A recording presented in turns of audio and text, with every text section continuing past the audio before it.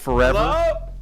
Look, this guy's got a real doll in his closet. He doesn't need this complimenting to be True. You want to see the? Do you guys want to see the doll or what? Can you bring it out? Actually, can we see it?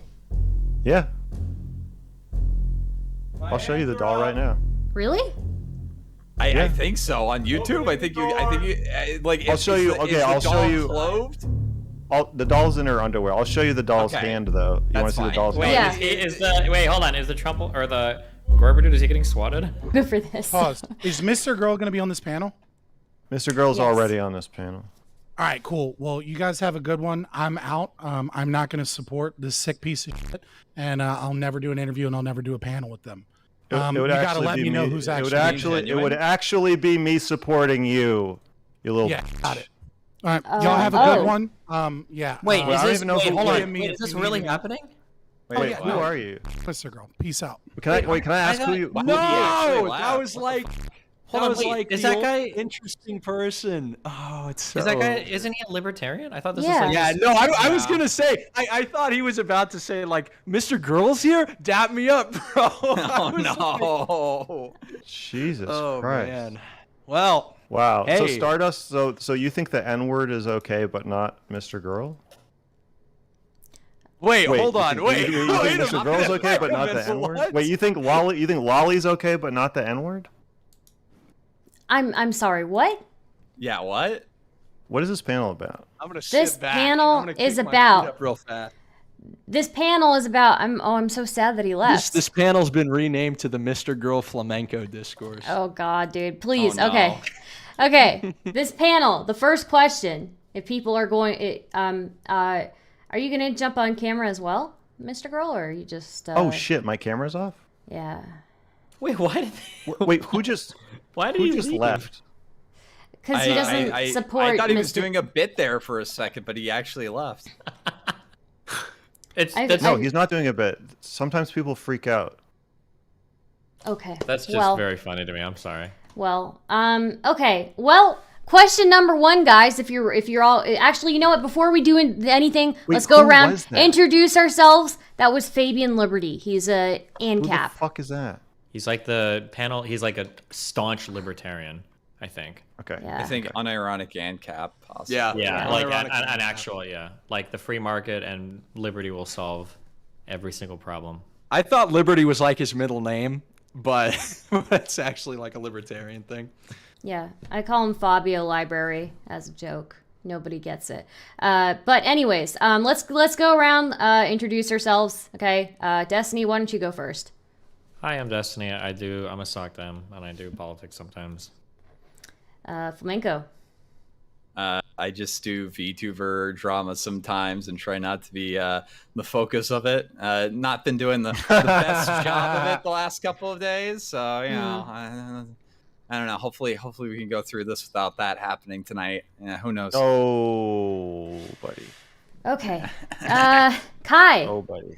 Hey, I'm a conservative, and before you guys say you sound like Nick Fuentes, I've heard it before, and I honestly appreciate it. He's a friend of mine, but you know, I think Patrick Bateman is a more appropriate comparison.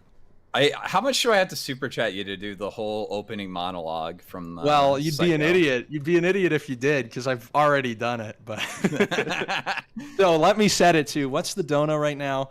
I think you'd have to donate $4,998 or MrGirl, why don't you introduce Not that yourself? flush. Hey, I'm MrGirl. When I show up to panels, I'm like a pH test. And if you freak out and leave, well, you might need to reevaluate your grit, your strength. That's it. Okay, I'm StarDust. I'm just the host. I guess we'll just get right into it. Topic number one is democracy doing its job and fairly representing what the people want in their regime. What would you change? Kai looks like he wants to go first. No, I'm just smiling at like I totally didn't expect this to all go down this way, and it's. I did not expect it either. Very entertaining start. Yeah, I don't think so. I kind of err, and I've been recently thinking about this. the whole idea of democracy is something that's been kind of hotly debated throughout all of history, and being in college is something that has given me a weird perspective, because every single political science class I'm in, all they talk about is how we can further democracy and what will lead to more democratic representation and this, and that. And I kind of have I think it was Socrates who expressed his concern with democracy, which is basically like, I don't know about all these like plebeians or these stupid people voting. I, of course, have to grapple with the fact that I'd probably be getting rid of a lot of Republican voters, but I also adhere to like the bell curve of, practical intelligence, as John Doyle would put it, which is the stupid people and the very smart people coming together against the people in the middle, which are like the liberals. I think the big threat is that democracy can be totally overwhelmed if you just import a bunch of people who think pretty differently, and this is, of course, the immigration aspect of it. You can pretty distinctly change what a country believes without actually polling the people who have historically represented that country, and I don't know if that's very fair. So that's kind of my basic take on it. Okay. I think democracy is based. Unfortunately, we don't have a lot of voter participation, so the voter composition of this country does not always resemble the actual population makeup of the country. I think that arguments about historical people is incredibly fucking cringe. If they're dead, I don't really care what they think. Nobody has a right to like permanently section off a land and expect that the people there won't change, whether we're talking about the ideas of the people there or the actual types of people there. People are going to move all around the United States. People are going to move all around the world. As long as we all agree on what our immigration policy should look like. If some people move here, it's your job to demonstrate why your platform is best for everybody instead of just a select few in the country. And if you do want to just cater to a select few in the country, you shouldn't be surprised when your platform is not that popular. Yeah. All right. I guess largely I am kind of okay with democracy in terms of an ideal, but in practice, I think it might lead to some pretty not great outcomes. I think like one of the biggest examples I would say is like the broad bipartisan support for the Patriot Act, which like is probably one of the most universally reviled pieces of legislation nowadays to like most common voters, but it still gets passed regardless. And back when it was passed, it was like unanimously supported because, of course, who wouldn't be against something called the Patriot Act? I think that in general, democracy sort of selects towards things that might appeal to people's like lowest common denominator, whether that be like imagined threats or whether that be, an appeal to like, you'll get this if you vote for this person, and whatever candidate guarantees that they're going to give this, even if they do or don't actually end up delivering, is going to get the vote. MrGirl? I would say that the fact that there's a chunk of people in the country who do not believe that Joe Biden is the democratically elected president would suggest that whatever democracy is supposed to do, it is not doing. But I don't think I don't think it's fair to frame that as democracy is not doing its job. I think that one thing I heard a lot before the election is that public faith in democracy is necessary for democracy to work. That if people are drawn into conspiracy theories saying that their votes don't count, then at some point that starts to become true. And I also think that there's this irony or meta-irony that's become very popular in political discourse that undermines faith in publicly held elections. And so I think democracy itself is good, and I think that we have an obligation to uphold it by finding a balance between, yes, we don't want people lying or cheating in elections, but if you're lying about that for money and trying to get people to like you or be more popular by undermining faith in public elections, you are undermining and attacking democracy. And even though it's cool or funny to do so, I think it's irresponsible. I guess that's my current stance. Okay. Can I jump into it? I have questions. Yeah, go right ahead. Okay, sweet. So, Destiny, there's something that I've been wondering about for a while. You've kind of this, from what I understand, a blanket approach of everybody should vote. I don't recall whether I've heard you advocate for this. Do you believe in like mandatory voting? I think you've like alluded or thought about it before on a stream. I go back and forth on it. I'm like 51-49 in favor of it, but I could be convinced against it. I don't know. I don't know. Okay, so what do you think is the advantage of like everybody voting? Like, what do you think advantage is that? It's annoying to me right now that people think that our political system is super corrupt and that it's representing corporate interest, when the reality is we're selecting for a certain percentage of voters, or a certain type of voter is voting. And that's why we see expressed in the government the things that are. So if everybody was forced to vote, then at the very least we could stop using that shitty fucking excuse for why things aren't getting done the way we want them to, and we can actually start blaming voters and holding voters responsible instead of just saying that like it's shady corporations and the deep state ruining everything. Okay, I generally agree more with the reasoning, but I think it's also stupid to be like, yeah, once we get everybody to vote and like we've got people who don't care about it whatsoever voting, then we can, blame them for it. When I think that really the better alternative is to make it more difficult to vote. And I'll add a caveat here. What we want is to make voting accessible, but at the same time difficult, so that the people who want to vote and the ones who are willing to take the time to do it because they really truly feel that they have a voice in their country are going to go out of their way to do so. I think, if you were to tell me, and we saw this with like the past legislation that Democrats have been trying to push, that, we need, 24-hour voting, or we need people who can, do drive-through or drive-in voting. I find it a little bit silly to say that the people who we should care most about representing are the people who wouldn't vote in our elections if we didn't allow them to do it in a drive-through. Why are these the people who we should be really concerned with representing or voting people in? I think the to issue me, it's is always been fundamentally. Yeah, go ahead. People view democratic participation incorrectly. I would argue that you have the incorrect view. People seem to think that in the United States of America, you have options for how you want to engage with society. But that's not true. You have a forced engagement with society. Whether you like it or not, you are intersecting with other people in a plethora of ways. Whether you're talking about employer-employee relationships, whether you're talking about a direct engagement with, say, our welfare system, whether you're talking about creating children and putting more life, like there's a million different ways in traffic and where you live and how you vote and the things you do on the internet, like in every way, you have some buy-in to society.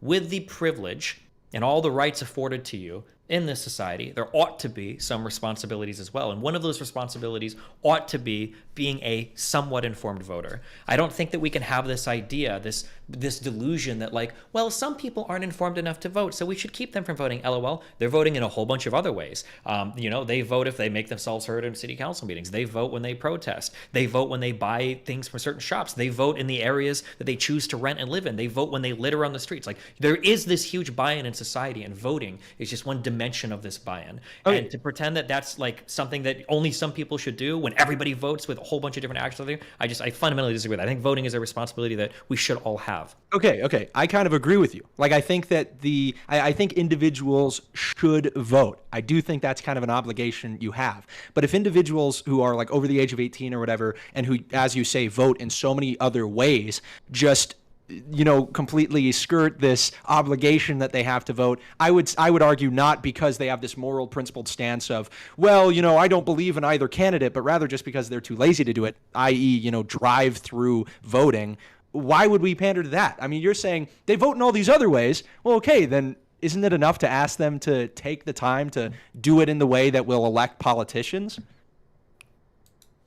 I mean, it depends on the type of voting stuff we're talking about, I guess. I'd have to see the specific provisions. If somebody wants to take the time to go down and vote, I don't give a fuck if they do it at 2 a.m. or 2 p.m. Like, if that's what somebody wants to do. Like, no, okay, well, I think you kind of missed it. I may have not articulated well. Well, I think you're assuming. Hold on, Mr. Girl. So I think. Well, I want to talk StarDust. Well, I understand. I just want to clarify one thing so Destiny can understand it. StarDust, will you help me? All right. I'm sorry. Let's let. Okay. All right. Kai, is there any chance that you can do it in like 5 seconds? No, I'm not gonna yield time to Mr. Girl. In 5. StarDust, mute that. StarDust, you need to mute this pussy. Mr. Girl, we have to let people finish, and then I promise you will be next. Okay. He's never gonna finish. He'll finish. Wait, let's just fast forwarding. I understand what you're saying. You're saying that these people are basically like crawling on their hands and knees up to some lazy fuck in bed and saying, please, will you just fill out the ballot box? I just need you to vote, even though this person has no idea. That's what you're saying. That's your complaint, right? Yes. I think if somebody is not going to vote because of that, I understand they that really should. Yeah. If that is the case, then that is the case, but I don't think we're anywhere near that point yet. Extending the hours of the voting box, I don't think that this is like dragging people out of bed to go and vote. I think that's fine. Then why would they not Girl. vote unless... Wait, guys, let's get... he's going to... We got to give him a space to get in. So, Mr. Girl, yes, what would you like to say? StarDust is going to mute you. Okay. I would like to say that I don't think what Destiny is saying is that he's saying we shouldn't have we should have an informed voting block. We shouldn't have people voting or blocks. We shouldn't have people voting who don't know what they're talking about. And then you said, well, so why should we cater to them? I don't think he's saying specifically the solution is to give uninformed people an easy way to vote. I think he's saying that the system will work better overall if everybody is informed enough to vote and everybody votes. I don't think he was saying you should help people who don't know what they're voting on vote. But I never see that that's, well, actually, I maybe that's just sampling bias that I don't. Well, don't ask him to represent a view he didn't just express. He's clearly not saying I don't want people who don't know what they're voting on to vote. He's saying I want everybody to know what they're voting on. I want everybody to vote. MrGirl, I don't know if this is like the MrGirl gets very testy off from the bat arc because you roll over in certain debates and now you're changing that. But I'm not asking Destiny to support a position he doesn't. I'm saying that Destiny, in applying the mandatory voting, is going to have a lot of people who are no more informed than they were before and are not more willing to vote than they were before voting. You're interpreting mandatory voting in the most possibly uncharitable way, where you're saying, well, it's just mandatory. True. Well, no, it's not just true, because you could also have mandatory civic education or but that's not what we were talking about, MrGirl. We were just talking about voting, and if you required everybody right now to vote, and all the people who currently don't vote did, it would happen to show exactly what I just said. I don't think I'm being dishonest here. Maybe there'd be like a greater effort to inform voters. Yeah, and I think that's what you should argue for first. I think that is the first thing he said. Literally the first thing he said is that everybody who votes should be informed enough to vote. The public should know what they're voting on, and everybody should vote. Yes, and him just saying that is not going to make that happen if you make everybody vote, right? So if Destiny said, I think, hold on, asked him what was ideal. Yes, and if Destiny said, I think before we had mandatory voting, everybody should exhibit a kind of political fluency, that would be a good thing. I'd agree with that. I think people should be politically fluent. Okay, so you thought when he said everybody should be informed about voting, you thought he might mean that they should be informed about what they're voting on after they vote, and you needed him to specify that they should be informed about it before they vote. No, that's not what I was saying. You know that's not what I was saying. What the fuck are you talking? I just feel like it would be more productive for you to say something like. Would you be interested in maybe requiring some form of political literacy, it's sort of like a basic tenet of questions like, hey, what is this person's position on this or whatever, if they're going to be voting for somebody, so that it shows that they've actually put in some effort to be informed on the subjects. Yeah, this is like what I talk about with immigration, where I'm against birthright citizenship. I mean, if we're requiring that immigrants in this country are going to have to pass an exam to get into it, I think that should at least be required for anybody who's born in the country before they have their citizenship. And I think we'd alleviate a few problems. I agree with the principle of having a test. The difficult thing is that you have to make it accessible to everybody. So I'll kind of come halfway, which is that maybe there's issues with the accessibility of political fluency. But if we make that widespread, I think that should happen way before mandatory voting. And I would argue mandatory voting doesn't even need to happen if we make the people who want to be politically fluent more politically fluent. But that's bullshit. If you live in the country and you're impacted by the policies of the country, how the fuck are you not allowed to vote for the country? It's not like the country is only because you don't think that's a priority. It doesn't matter. The country is not going to enact policies that only affect people that pass the test. It's going to enact policies that affect every single person in society. The idea that you don't get a say in that because you don't get to pass a test or something, I don't know. I think that's fundamentally, I don't think that works. You're setting yourself up for a violent revolution that you'd have nobody to blame but yourself. Why are all these people so mad that I took the right of them to vote away from? Now they're coming and rising up against me because the 20% of the population that could vote decided to get rid of fucking welfare and just get rid of taxation. I don't understand what's going on. That's not how society works. Well, I think it's a little silly to think that there's going to be a revolution because all the people who it's we give them a heads up. Hey, before you can vote in this next election, you have to you have to show a kind of political fluency. You have to have an understanding of the democratic process. And then they don't take the test, understanding the consequence. And when they can't vote, they have a violent revolution. It's why would they not go through the process of securing their right to vote? Well, maybe it's because they don't see that that's a very important right. They don't think it's their duty or their obligation because they're not civic minded. Yeah, but there's a inherent power abuse there, where the people who write the test get to define what being educated is or what reality is. And that's why I add the caveat. It could be extremely broad and something agreed upon by like all political parties, Oh, even if God. it's like a So you small, get to like, you get niche to political you get party. to you get to so all political everybody gets to vote on what the test is. Like I can Or at already least see help like who gets to every vote. single 2 Defining years, terms, the I next would huge say. debate would be over what questions go on the test. Oh, yeah, It would I probably definitely be see that. it would be the most important issue on the ballot every year is what test you need to take to vote on the ballot. That would be the I mean, new it could just battleground. also just be as simple as a basic civics test that we already kind of give Like in people like wanna in high become school, you take the citizens. civics. Yeah, but like Yeah. even Who's- basic civics, who's like we? if you were to ask the average person, I'm gonna be honest with you. I think if you were to ask the average American how many senators the United States has, I think less than 60% of people would get that answer correct. Oh yeah, definitely. Yeah, and easily. that's the problem. Easily, yeah. And that's the problem. Why do you want those people to vote? But this is also I mean, something like, that's but that's- easily that's our- remedied that's- with like It's our like, problem. That's Yes, very no, few no, amount I of hours agree. of I effort. agree. But the response to the problem is not making everybody vote. It's making sure that the people who have explained or have prioritized political fluency and actually have a civic-minded, disposition are the ones voting. But then the problem is we should be fixing those problems. The idea isn't to like just basically disenfranchise 80% of the American public, because especially if you're talking high school civics, you're probably getting rid of like 80% of the voting pool, if not more, depending on what we're talking Everybody about, right? was asking So- me like the senators and stuff. Yeah, like, so in now that we've class. I don't even know. I think technically, don't we have 101 senators? Doesn't DC have like a Oh, yeah, non-voting DC senator? has one now? Yeah, so like I don't even know if I would get all these questions, right? I consider myself relatively informed. It's not that but, DC has one; it's that the VP is the tiebreaker. well, no, the in VP terms counts of as tiebreaker, but I size. think the DC actually has a non-voting senator, which is Yeah. weird. Oh yeah, I But think, I'm also, just I saying. think also like one of the. Oh no, wait, territories it might be that's a not house. senators. It might be a house delegate, not a senator. I'm sorry. Well, but I think also Costa Rica has non-voting. Yeah, They and might. maybe Guam, but I'm not Sure. entirely like they But don't. I'm just vote, saying yeah. that like the goal shouldn't be like, okay, these people don't understand the process, now they can't vote. The goal should be we need to make them understand the process, because once you've cut voting off to like a certain percentage of people, why would you ever want to inform anybody else? My vote would be worth like 30 times as much if I axed out that many people. I don't want to enfranchise those people or give them. I mean, the we ability already to vote. have groundswell efforts to like get people registered for voting. You would imagine that those same people would also try to be going out there to try to, hey, these are the basic civics facts that you need to know if you're gonna vote. So make sure you know these. Here's a quiz thing. I have a feeling there would be like a lot of effort to like get people out and doing that. And I would imagine that like. I don't know. I would say that like very small barrier to entry would probably make people like give a shit a little bit more about their vote than like maybe say people who only vote for the president or something. By the way, I Yeah, meant but Puerto Rico. I meant Puerto Rico, not Costa Yeah. Rica. The corruption that would happen there would be insane.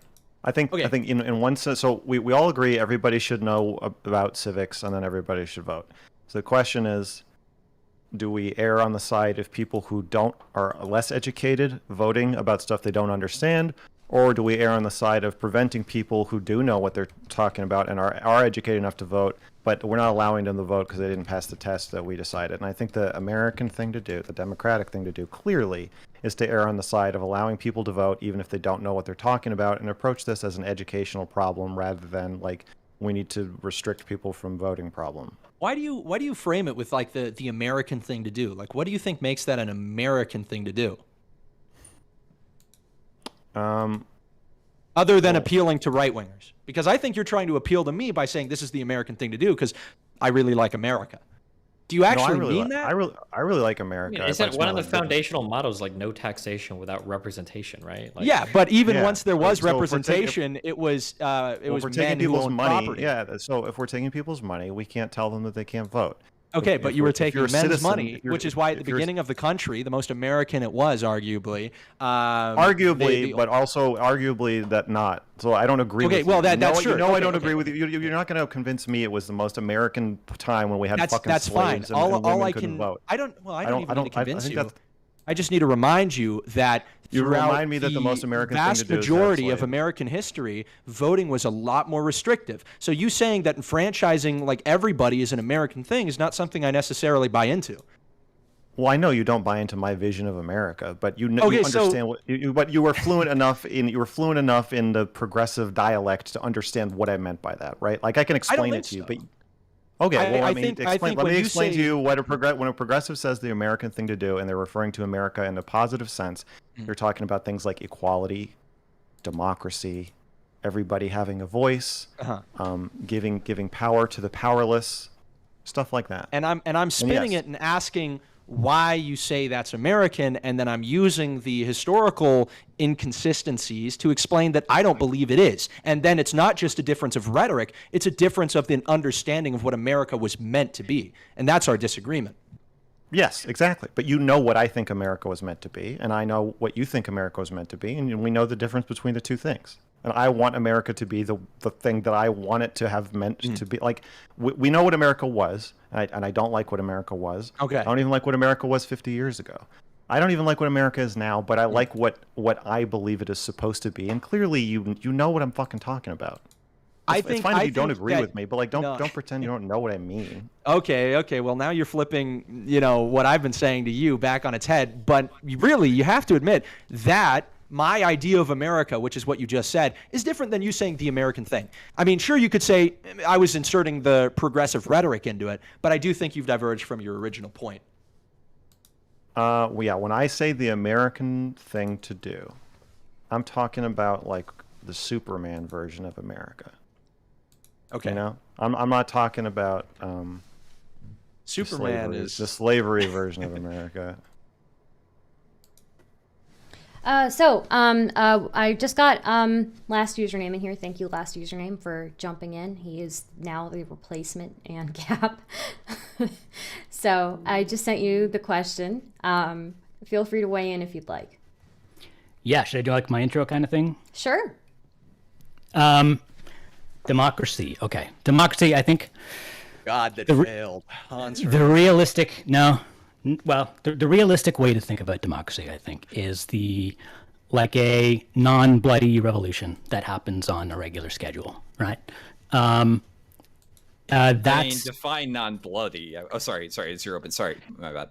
The unrealistic way to think of it is like a decision-making mechanism or a way of representing the will of the people or a way of making government sort of more morally legitimate. I just don't think, I think there's a lot, I think that kind of talk is more like mythology. You have to squint your eyes to see democracy that way. If you look at it closely, that just doesn't describe what really happens with democracy very well. As far as like a better way to do a revolution, it does that, it's great at that, fills that purpose quite well and increases the quality of government. But it's overrated. As for mandatory voting, I don't see how that's going to improve anything. You are going to, by forcing everyone to vote, you're just going to be, one big effect is you're going to be forcing people to vote. The average sort of informedness and intelligence is going to be, of the average voter, is going to go down because presumably people self-select for how competent they are at decision making when they choose whether or not to vote. And if they don't have that choice, the net sort of competence is going to go down.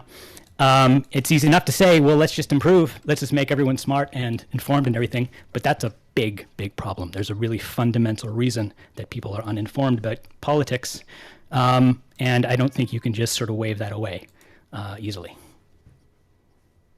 What would you say is the primary reason that people aren't informed on politics? Because they don't have any good incentive to be informed. And politicians craft their narratives in a way so that you don't need to know anything to actually believe in them and to support them, right? They sell like political, the reasons to vote for a politician are a kind of product that's manufactured and a product that you have to do lots of research to understand and to believe in is not a good product. One that you can just believe in just by memorizing a few slogans and you can understand it really easily and then you can feel really good for believing in it and brag to your friends about believing in it. That's a much more appealing product. So that's the kind of product that politicians come up with. Not to mention a product that will get you alienated from certain social groups if you don't embrace said product, and also a product that's and enamored with like other social the only product that's blatantly just sort of allowed to lie about what it's actually offering. Yeah, I mean, This part of is the product actually- is having like others who can be the bad guys, right? And If I can kind of rope it back, this is something actually brought up by a very intelligent super chatter and something that's true. Destiny, you were mentioning, and MrGirl, you too, the issues with like having a question or like a quiz for people who could vote, but you're relying on the education system for telling people, what is truly politically correct or for inspiring their political fluency. when I think, that is going to open up the debate with like every single Republican ever. You already know what they feel about this. This is defeated instantaneously. The idea that education only happens in school is a liberal delusion, actually. I don't know why a conservative would say it. The reality is that we're educated from in the womb, depending on the music a mom might play with headphones up to her stomach, or when we're born, the early interactions we have between our parents and our family, or when we go to Sunday school, when we go to church, the friends we hang out with, the extended family we spend time with. You get educated all throughout your life from tons of different people. I grew up being a hardcore conservative, and it's not because of the Catholic school I went to. It's because my parents were both, one was a Cuban immigrant, and they were both Air Force retired veterans. Like, this is why I grew up a hardcore conservative. Like, education doesn't have to just happen in a school. Everybody knows this. Yeah, but if we're talking about like inspiring people to be politically fluent enough to vote, I mean, I guess you could make the argument that, well, we want it to happen more everywhere. But in line with what we were arguing, it kind of made more sense for the suggestion to be that, well, maybe we teach politics more in like public school or whatnot. I guess I'm not really finding that to be a sufficient answer for making the public more politically knowledgeable. Well, are you saying that schools are too left-leaning? I think whether or not I made that argument, you would run into so much friction. Did you make the that average argument? Republican. Is the question? Is that what you're I saying? didn't, no, but I'd be sympathetic to that argument. More so higher education than like a regular public school. But then again, I live in Utah, so I don't know. I think that's true. I think schools are too left-leaning. I think schools So tend to you wouldn't support. you wouldn't want to rely on them to teach kids about political fluency if that's your argument for more people voting, right? Is that political wouldn't fluency? want to rely solely on school. No, I think schools should be less left-leaning. Yeah, I wouldn't want to rely on schools solely. Yeah, I don't know. I don't know if the solution is to introduce more diversity of opinion or thought into schools, or if there's another way that people need to learn about politics. Because like progressives are just more likely to become teachers, I think, and work in schools. So I don't know that. I don't know. I don't know how you fix that. I guess Schools then are not exactly in the business of teaching people things that they need to know to live their lives, right? Whether it be politics. Well, yeah, but or but also who decides that's what that is? Well, I mean, I'm just saying that you may have noticed that schools tend to not do. There's lots of obvious things that school could teach you about that would help you live your life better, like dealing with your finances and so on. But they don't teach that. Weird. So if we're talking about schools should teach this, it's better to ask, well, why aren't they teaching that already? Why aren't they teaching all these other obvious things that it would be great if people knew, right? The answer is boring, but the answer is almost tautological because it's not in the curriculum. I guess Also, the am I interesting the question only is one that why like, isn't was why isn't it in the curriculum? But yeah, I mean, we teach what we need to get degrees. Like we basically just teach in school for degrees. That's what we're really teaching for, right? It's not for life skills. It's to go to college. Why isn't the degree in useful stuff? Because you don't need it to be successful in life, generally, right? But you do. You do need to know how to do your finances and how to pull it. A lot of people get by without knowing fuck all about anything. How many fucking conservatives have I argued about that don't even know how to file their fucking taxes, right? Like you can find a service. But that's for my anything, point. Right? Yeah, I know, but no, that's my point. My point is that like I can talk to a ton of people who are in their 20s and 30s who probably don't really know, who if they didn't have like TurboTax couldn't fill out like a 1040 easy. They wouldn't be able to do it on their own. But it's not because they're stupid. It's just because life changes, right? Like this is a common thing that you'll hear from like older conservative guys might say like, you fucking kids today, you couldn't unclog a toilet, you couldn't change a light bulb, you couldn't do any of that shit. It's like a lot of them are like, yeah, I couldn't. I pay someone to do that, Dad. Like fucking I work on a computer all day and I make 60, 80, 70,000 whatever a year, or 100,000 plus a year depending on where you live doing that. Like the skills that we're expected to know to thrive in life are just so much different than some of the foundational skills that I guess people learned a long time ago. I agree with you. I sound like a little detached. I think it'd be cool if everybody knew how to do taxes and shit. It would make it so people voted more intelligently on it instead of getting hoodwinked by Republicans talking about fucking deficit cuts and tax cuts for billionaires over and over again like they always do. But the reality is that you can just not know any of that shit and still do like pretty well in life. Look how many people are listening to the stream right now who like couldn't cook a meal if their life depended on it, or like do their laundry, or God forbid, why you like, gotta iron a lift. shirt. That's why you got to lift. That'll teach you all the things. Well, my point is that there are things that school does try to teach you that are much less useful than the obvious things that it doesn't teach you. Sure. Like learning about history is a lot less useful than knowing how to manage your finances. Sure. But school teaches history and they don't teach finances. So to get it, before you can say schools should teach this, you got to answer why Why there obvious things they could better choices they can make for curriculum that they aren't currently making, right? Well, it might be better for a society if everybody knows history and nobody knows how to do their finances, rather than everybody knows how to do their finances and nobody knows history. I don't know. I agree that the finances would be better for society. It's less It'd be better for practical the on individuals. Exactly. Yeah. But part of what school is doing is not just teaching you what's best for you as an individual. It's also trying to make you into a good citizen. The other problem is that they don't actually know the history. To an extent, like in school.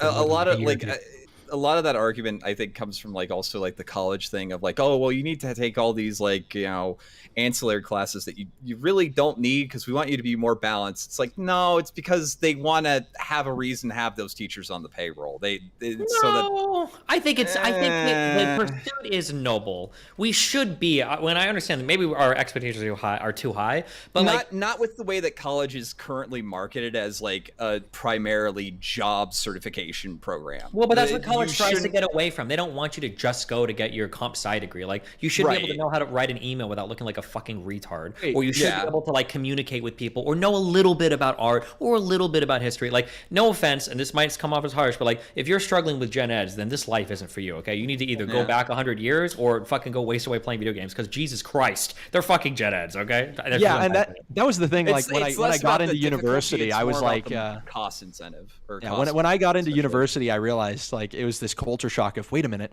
there's really stupid people in college. I thought this was like only for smart people. Like, it was such a wake up call for me. But the one thing that I hate is like, they're forcing me to take classes I really don't want to take. And to be fair, like, I've really enjoyed exploring anthropology. I'm in a primates class right now. I love it. Like, I am enjoying college a lot when it's classes I want to take, but I don't want to take these fine arts credits. I definitely don't want to take a required diversity credit, and they're forcing me to pay money, luckily that I have in scholarships, to stay in the college and to get those classes out of the way. And I think that's stupid. So I'll go 50-50. Yeah, but like, you're like part of the problem. You're part of the conservative problem. What's that?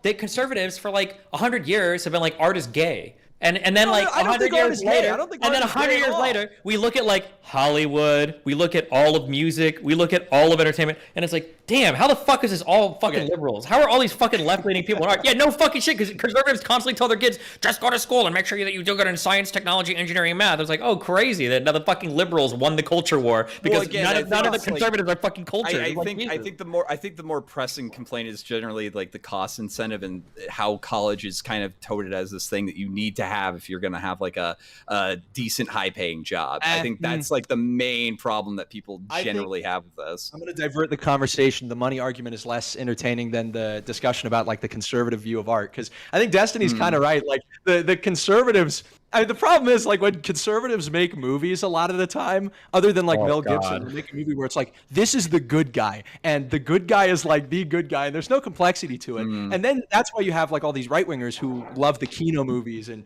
you know, Scorsese and all these like classic films, which aren't really right wing, but they take a message out of it. And I get that all the time. Like, did you know American Psycho was written by a woman? Isn't it? It's like a criticism of yuppie culture and its toxic masculinity. I'm like, what happened to art as subjective? Okay.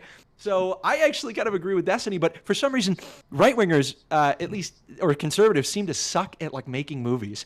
I don't know what it is, whether they can't develop like a complex thought, of course with notable exceptions. But yeah, I think you're kind of right about that. But I really appreciate art. I just don't want to take a class that teaches me about, I don't know, architecture or something. I want to learn about monkeys, and I want to learn about genes, and I want to learn about interesting stuff to me, and not, you know, feminist theory.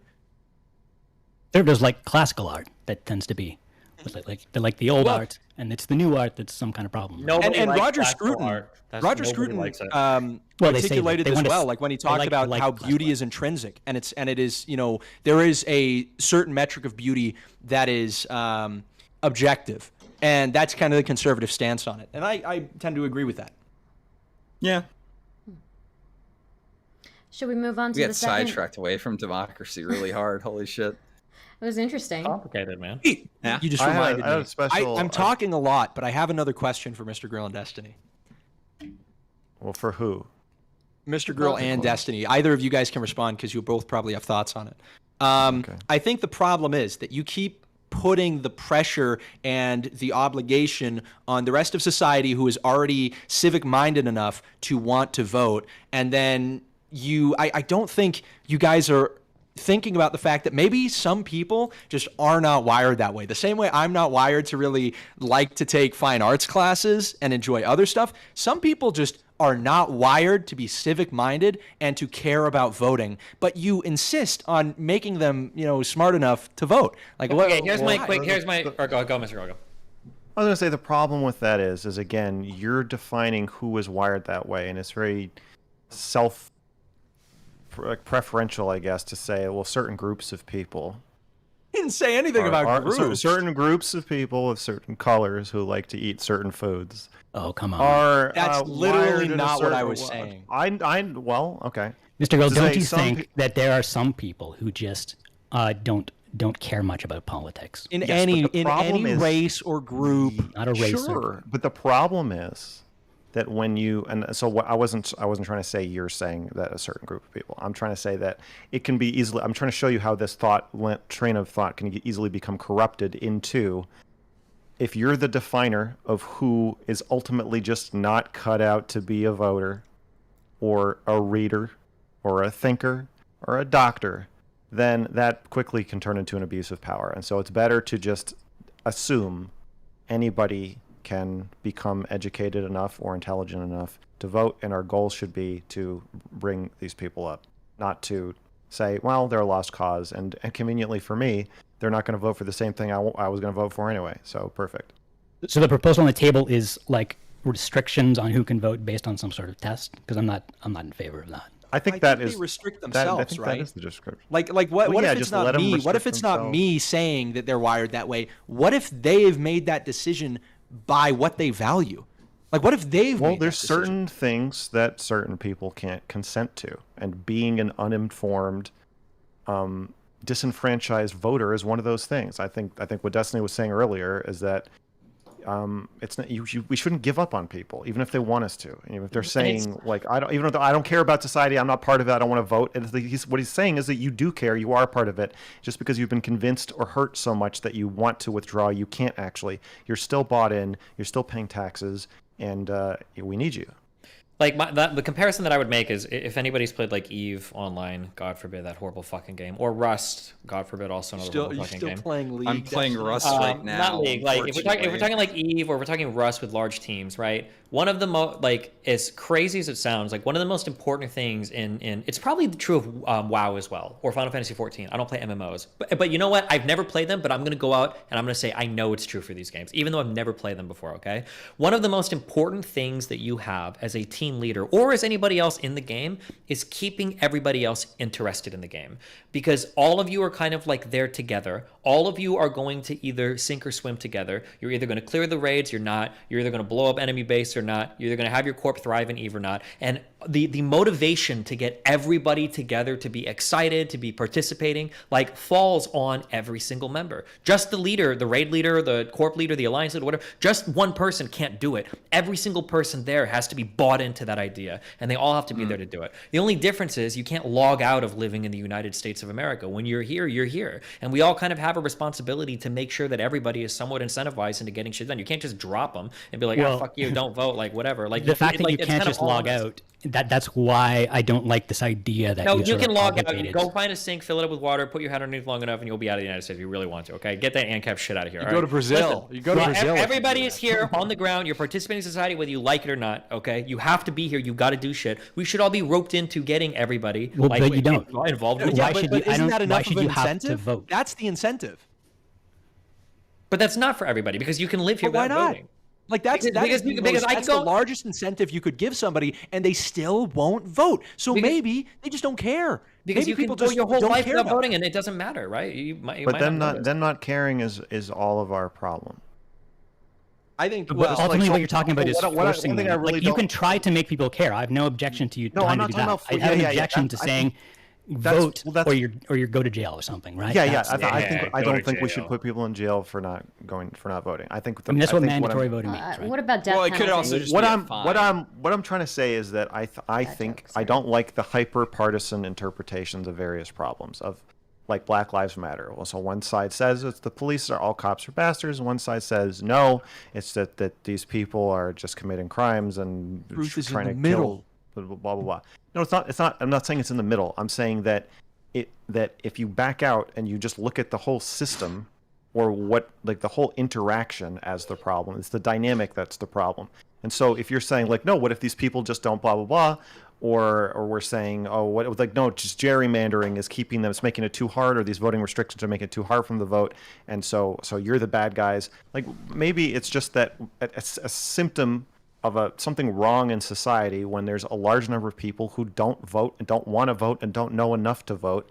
Okay. And sure, let's talk blaming about general the dynamic apathy. then.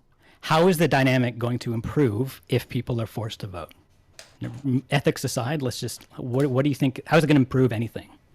I don't think forcing people to vote on its own will improve anything. I can imagine a situation where, with a lot of other improvements to other things, forcing people to vote, not with a penalty of going to jail, though. I think that's insane.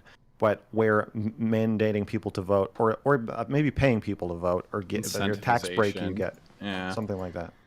So I can imagine a situation where That people are a lot of other strongly things is encouraged doing to a lot of vote. work here, right?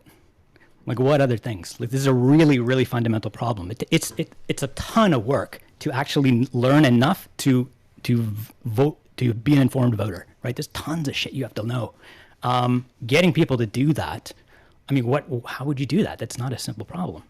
I'm not saying it is a simple problem. I'm just saying I could see one component of the solution. I just don't think it's fair to take like, yes, obviously lots. If you just did it now, then that I see the problems you have with it. I'm just saying that I think that it could be a part of a broader I don't think it is solution. that complicated. I think that people vote, like if you look at like an average Trump voter, right? Like people aren't voting for Trump because of his fucking policies. People vote for Trump because they hear the guy talk, they trust him, and they think that he'll do the right thing. That's why people vote for Trump. And I think, as much as I hate that personally, as a YouTube intellectual, I think that's enough to vote. If you think that there's somebody that you trust, you believe in their character, you think that they can enact the policy you want, as long as you know that much, then fuck it, you vote for him. And then it's the politician's job to show the character that they want to earn the vote of the voter. That's how it goes, right?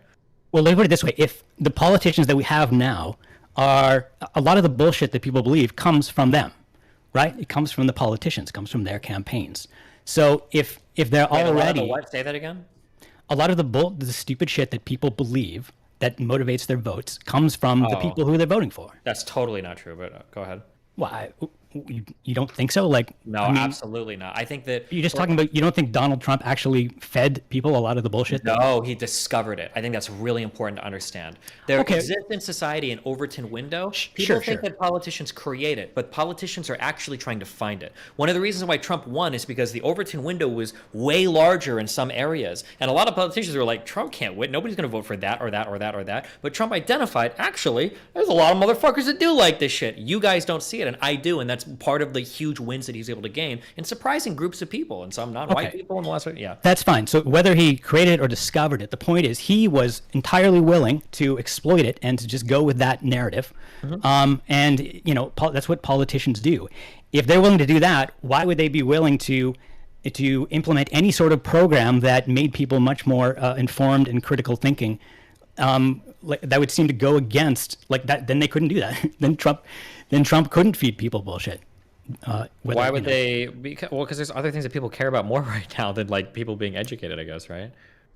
Well, that's just it. I mean, the government doesn't have an incentive to educate people. It clearly has the You're opposite. saying the government would be ceding And let's control also- by teaching people more about how it works. Then let's be honest. Yeah, they're there's just also giving up like power. a large swath of people that voted against Trump for specifically because they hated Trump or were told to hate Trump. Essentially, like the whole like you know, which is part of the simplistic narrative, I think. Well, I don't think any of us think that most people who are StarDust. I don't think any of us think that most people who are voting already are educated enough to have a well-rounded idea of what they're voting for. I think it Even might people be a in good. office don't seem to understand civics. I think it might be a. oh yeah, holy shit. Shut up. Okay. I think it might be a. That's good, one of the things. I think it might be a good point for us to move on to the second topic. Birth rates are declining. Is this a good thing for our country? What can singles and families do to address the problem? Fuck. So Fuck without protection, right? So vulgar. Fuck without protection. the reality is there's nothing you can do to artificially simulate birth rates. Like people tried this in the past. It just like when the economic conditions are right, people make more kids. If everybody feels fucked and depressed, too many people are watching Twitch and cozy instead of getting out there in the real world and lifting and learning about monkeys and genetics, I guess. Yeah, I mean, like it's real. Birth problems are not a thing you can solve. Like birth things are going to be a symptom of like 50 other things in society. That it having children is so far downstream, so many other things that I don't think that's worth trying to fix just that individual thing. Do you think that the young male virginity crisis is a significant component of the birth rate problem? It's also a female problem now as well. There's fertility crisis with men and women, but I think mostly it's like. Well, this I'm not talking about cultural fertility push crisis. I'm against saying I said a virginity it. crisis. Or sorry, my bad. Wait, did you say virginity or fertility? Virginity.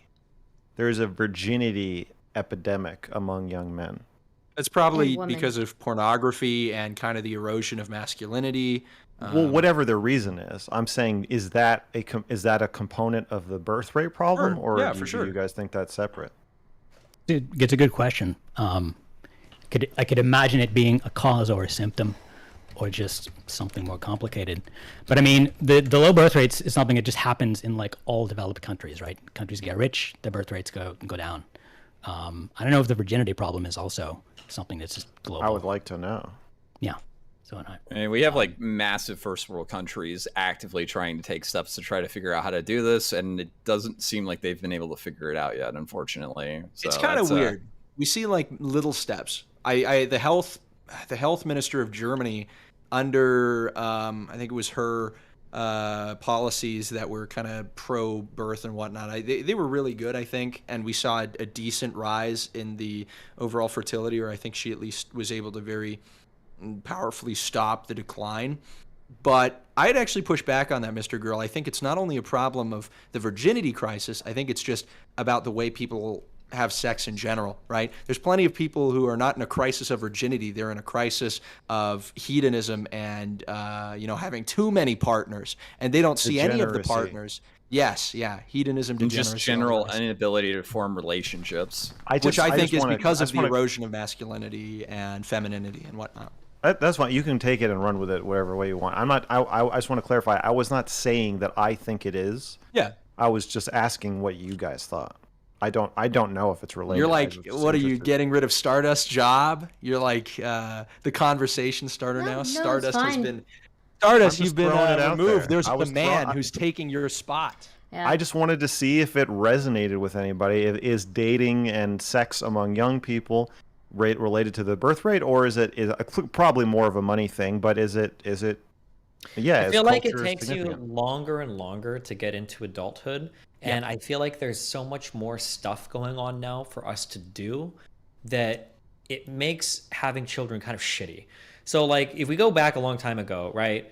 If you are a girl and you don't really go to school and you've learned all the household shit, right? You're probably ready to start pumping out kids when you're, what, like 13, 14, 15? Is like even 100 years ago, people in the United States, calm down, MrGirl.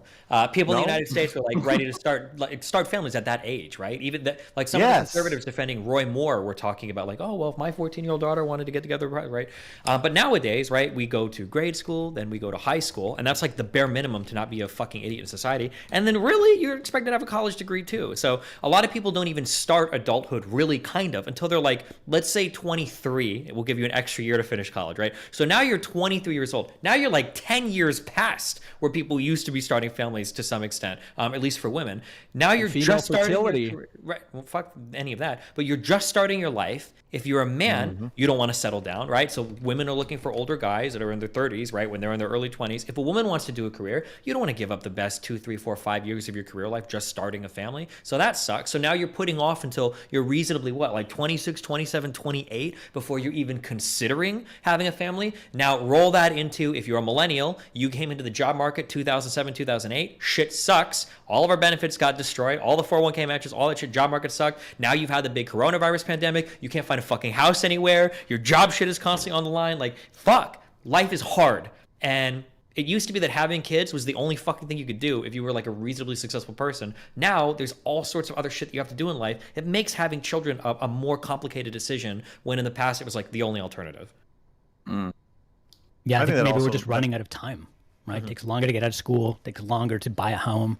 All this stuff takes longer to get settled in to the point where you can have a kid. And it's just like, maybe we're just, you know, by the time you feel like you're an adult and ready to be a parent, you're 45 years old, and it's kind of too late. Jobs are also just more complicated in a richer country, where like if your job is to like put something in a basket on your head and carry it from point A to point B or whatever, then you know everything you're going to need to know about how to do your job by the time you're 15. Whereas now you got to go be in school till you're like 30.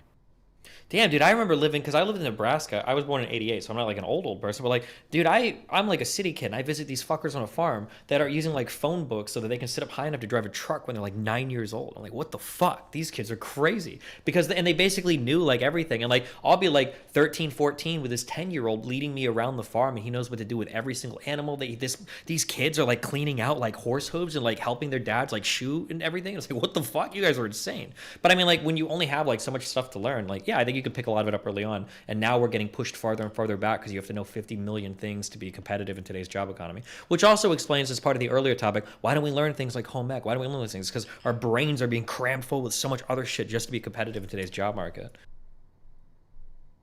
Yeah. So The at some USA point, was would doing we need okay. we need to raise the age of consent at some point. Unironically, yeah. I mean, like, okay, like if you got a kid that's like, how different is it if you go back a long time ago? Like an 18-year-old graduates high school, now they're finally an adult, right? I mean, like 30 years ago, that 18-year-old is just today's 22-year-old, right? If you're 22, 23, you've gone 4 or 5 years in college, you're in the fucking dorms, mom and dad pay your tuition. Like, you're just as much a kid as an 18-year-old used to be, right? And you know, 20 years ago, that 18-year-old was just 50 years ago, you know, the 12 or 13-year-old, right? Like, it's impossible to imagine, especially now being fucking 33, that like 19-year-old kids were dying on Omaha Beach and fucking Normandy in fucking World War II. Like, these were like actual children, actual little babies. 16, like, right? I was walking up at the Capitol in my stay with my family today, and my mom was looking at the Vietnam War plaque. She's like, these are like 18-year-olds, and I'm thinking like, holy cow, that's like one of my friends. Like, I could have died in a war back then. 18. That's when you dye your hair blue and identify as non-binary. Like, that's what we did. No offense to any of my fun people. You're not dying of the same things these days at this age. You are most of the time killing yourself. I mean, we are probably dying in similar numbers if we're looking over a span of time. You know, we've probably hit World War II numbers with the amount of young people that are committing suicide. I don't think it's that over the last 10 years. Well, it depends. Yeah, the entirety of World War II, probably not. What was the U.S. loss in World War II? How many people died? U.S. people? I think like 7 million. World War II death toll at USA was 1 million. It was a million. Oh, 1 million. One thing, if you ever get bored, if you want to look up if you ever want to look up suicide rates, I think it's really important to understand the people that kill themselves the most are actually like middle to late aged white men. Yeah. They're lonely. It's not actually teenagers that do it, even though we talk about that all the time. But it's actually like middle-aged to older white men that are just kind of like lonely with nothing in life, and they kill themselves. I think teenagers actually, I don't know. You're right. I'd say statistically, but I think that the teenager thing, it's probably risen a lot more. Like, I would be surprised if, well, actually, no. Now that I'm thinking about it, I think white men probably commit a lot more suicide now because there is that lack of meaning. Truckers especially, right? Trucking is the most popular job in, I think, the majority of the states. It's the #1 job for high school educated or less middle-aged white men.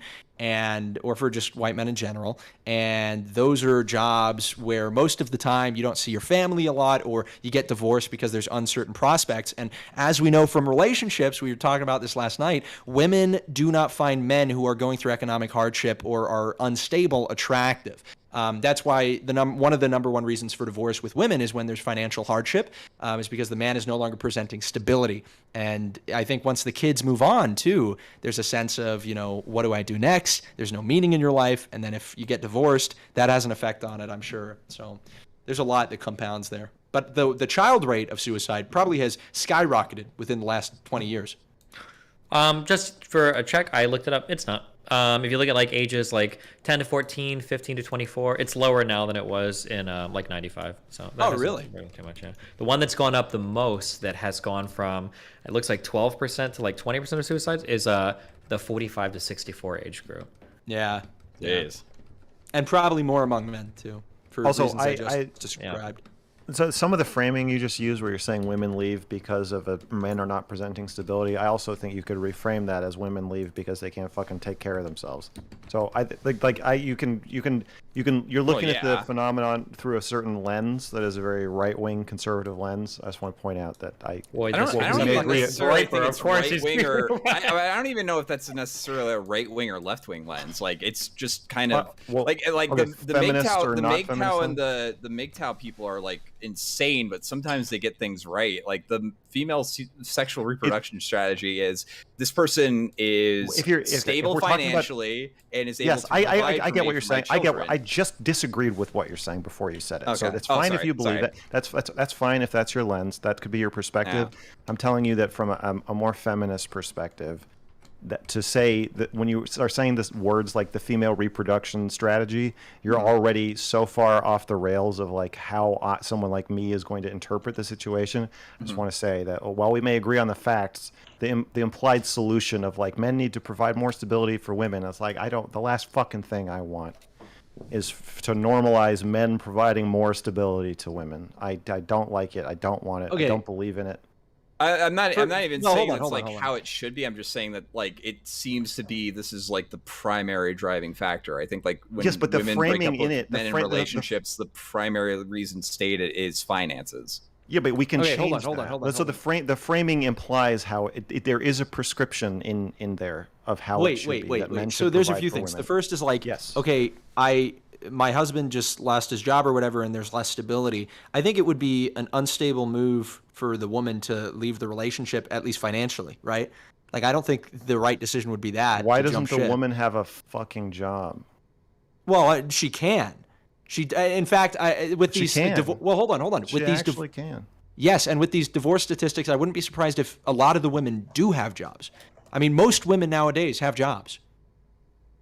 Well, so the women can support the family, but they're leaving because the man doesn't? No. It's a weird. Okay, actually, the answer is yeah. It's a really weird phenomenon in society. But as women attain more and more socioeconomic status, they still select for partners that are generally out-earning them. It's kind of like a weird imbalanced fuck you dating thing that's happening right about it. Yeah. It's not imbalanced. It makes sense. Women want successful men, and no woman would, or at least in the last few decades, no woman would want a man who's less successful than her. Right? A man wants a successful woman, and a woman wants a successful man. The thing is that I don't know.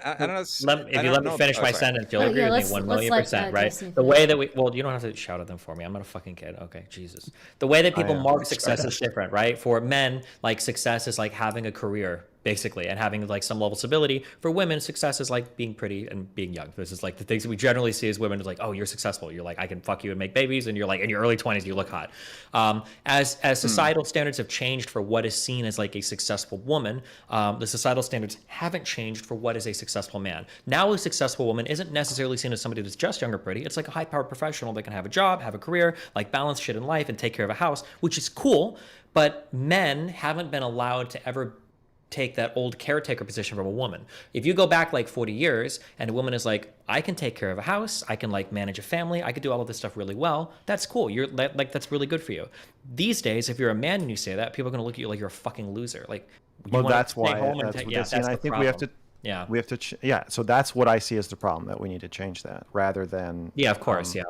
But I don't know if you can change that. I don't know if you get women to be like, hey, like, you called this guy a loser for doing the same shit that you would have fucking done 30 years ago. I don't know if that's fair or not. Like, that's a hard thing to change, you know? Yeah, we can teach them. Well, I think there's a few things. With what Destiny is saying is absolutely right, which is that men are selecting for attractiveness, whether they can have sex with a woman and the physical attractiveness over everything else. Women have to, and this is the discussion we had last night, so it's kind of cool. It's coming back up. Women have to select for a lot more. They have to select for a man who's sociable, oftentimes funny, because that'll fall in line. They want somebody who is, who has friends, who is successful, and who provides stability, right? They don't have to. They just do. They are. No, I think the reason I use have to is because throughout, evolutionary history, this is how women have controlled for sexual partners. If a woman did not select for these things in a mate, she would probably not have a stable life later on, and that would be dangerous for her. So evolution- women but have but selected for these sexual- traits in men. And sexual selection changes as the environment changes. So but the question is, what- why is it not? The question is, why is it not changing in women? I mean, and It is. standard It flag, is it takes changing. a while It's for just- shit it's to just change, slow. right? Yeah, it takes Yeah, a it while is. for It people to is. catch on. It is changing. My worry would be that there's going to be this evolutionary mismatch, right? Where men are going to have that evolutionary mismatch between what they are called to do and what they are built to do, and with the role that society now has for them, with society saying, no, you don't have to be handsome and well liked, and you don't have to have a well-paying job. The woman will take care of you. I think that's demeaning to a lot of men, and it's not just because my patriarchal standards. I think it's because men want to achieve something, and they're being told by society, "Don't worry, you're good." Men want to dye their hair blue and suck each other's dicks too. So I don't agree with your prescription that anytime men or humans do something that you don't like, you call it degeneracy. Anytime they do something you do like or approve of, then you call it their biological or evolutionary purpose. Men are not built to do anything. No animal on Earth. Though. Like, no are you animal sure on that Earth. men aren't built to do that?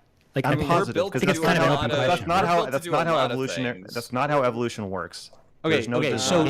So Men are not- at the men- beginning, men- at the let me beginning of time, actually finish know my. if that's Let me. true. Can I just finish my rebuttal and then you can all tear it apart?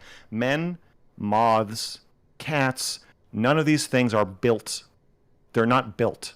They're not built to do anything. They do things. They have adaptations, and those adaptations allow them to do things, and they survive because they did the thing or because something that was the same species as them wanted to fuck them for it. But I don't agree with the framing that men are built to be a certain way. And I find it a little And that's our duplicitous. disagreement. but do you think it's plausible that men are adapted to want to go out and work and do that kind of stuff and not stay home? I don't know. I don't think there's a way. I don't think there's a way to know the answer to that. I think mean, clearly that's There's definitely a way. No, I don't think there is. I think there's because the socialization of men also is concurrent with the adaptation and the sex selection and survival pressures. So you don't know why somebody's doing what they're doing. You don't know if they're doing it because I mean, it's there's ways to study these biological- things, right? You look at cross cultures and you try to control. Yeah, things. you can try to study it, but I think ultimately, I don't think there is like an answer. And then at the same time, you're trying to come up with a descriptive answer. Everybody also has a prescription that they want to put on it. So I want men and women to be equal. Yeah, well, fuck the prescriptions. Let's look at actual data. And it's No, just. I'm saying you can't. I'm saying you can't just fuck the prescriptions. I'm saying you have to admit the way you want to see it. So I'm doing that. I'm being honest with you. I'm saying I don't want to believe that men are built to go out and work. I don't want to believe that women are built to sit at home and waste away after their 20s and squirt their milk out and then die and lonely and stupid. So I don't want to believe that. I don't want to make plans for society that are based on that either, or that are based on religion, because I don't believe that there's a God. But Yeah, wants to believe our in men are original wrong. disconnect. Our original disconnect was over the framing of like built, right? So you don't believe that people are built with like an intention or a natural law written in them. That's going to be the base disagreement. But that's also why I use, anthropological verbiage. Sometimes right? That's why. you do, but then sometimes you say degeneracy. And that's totally fine. I'm asking you to apply, the anthropological stuff. So evolutionary mismatch is But something you're that asking is me to observed. selectively apply it. I'm asking you. Why don't we apply it to people being gay? Hold on, Mr. Girl. Why don't we apply it to gay people? I'm asking you to Kai. do what you claimed I wasn't doing earlier, which is separate the rhetoric of your ideology, and then select for what I'm actually trying to come to the middle with you on. And what I'm coming to the middle with you on is anthropology. So if you're talking about evolution, then I'm bringing up evolutionary mismatch, which is people with their differences, sexual or otherwise, are going to behave in a certain way in an environment and evolve for a certain duty or a certain thing or to fit a certain environment some way. So when you get these incongruencies with how society is now, people suffer psychologically when they're packed into cities. We have the obesity epidemic because humans were built to go through periods of fast and feast. When you put people in a society or in an environment where they are not evolved to fit in, they are going to suffer for that. And I'm saying maybe we should, structure our society to be in congruence with or to be in line with how people have evolved. Okay, That's do our you think disagreement. do you think men have evolved to dye their hair blue and lick each other's butts? No, I think that Okay, is great. So let me just hold on for a second. So when men do something that you think is good and makes you feel good and feels Christian and wholesome and great, then you think it's evolution and they're doing what they're built to do. When men do something that you think is weird, then and perverted and degenerate, then you think it's something with society has gone wrong or whatever. It's a birth defect or something. What I'm saying is, I'm not asking you to separate your ideology from the way you are viewing these things. I'm saying I think we should acknowledge that the way you are viewing this has an implied prescription that aligns perfectly with your ideology, as does mine. I'm not saying I'm objectively right. I'm saying I'm coming at this from a basically feminist perspective. I don't know if that means I'm right. I don't know if it means I'm wrong. I don't know how it's affecting how I see this or how I want it to be. I'm just telling you that that's true. And I think I just want to point out that you're doing the same thing. That's all. I'm not asking you to separate it. But clearly the way you are viewing this, as you're saying, like, well, this is true and this is how it should be, all also lines up perfectly with your Christian conservative values. Okay, then let me split it a little bit more. Barring any of the, moral claims of this is how it should be, like the natural law stuff, this is how it is. Evolutionary mismatch exists. Differences Men between dye the sexes. their hair blue Yes. and lick the Do you buttholes think? of other do men. you They think do that. that is first of all, that is often the case. Why is the tendency of the leftist always to go into the very vulgar and perverse, right? Like, I'm not asking you to become a Christian. I'm just saying, why is it always something so vulgar? The second part, I don't think it's vulgar. The answer to your question, or rather, the question I'd ask but back, I don't think it's I don't think it's perverse. I literally just vulgar. I don't. I think it is vulgar. Okay, so it's vulgar, but it's not perverse. Okay, sure. Then it's vulgar. We can agree on that. Then I still find it very interesting that it's always resorting to very vulgar language. The question I would pose back to you is: do you think it is equally likely for a man, just in a neutral environment, to fall into a line? What does neutral environment mean? This is what I'm saying: is you can't just say there is no such thing as a neutral hypothetical. You are all of this is coming through the lens of you. Then let's go back to the first two people ever. Let's go back to Adam the and first Eve. human beings. Well, no. Okay. You can say whatever you want. You can say the first man that came from a chimpanzee. You can say whatever you want.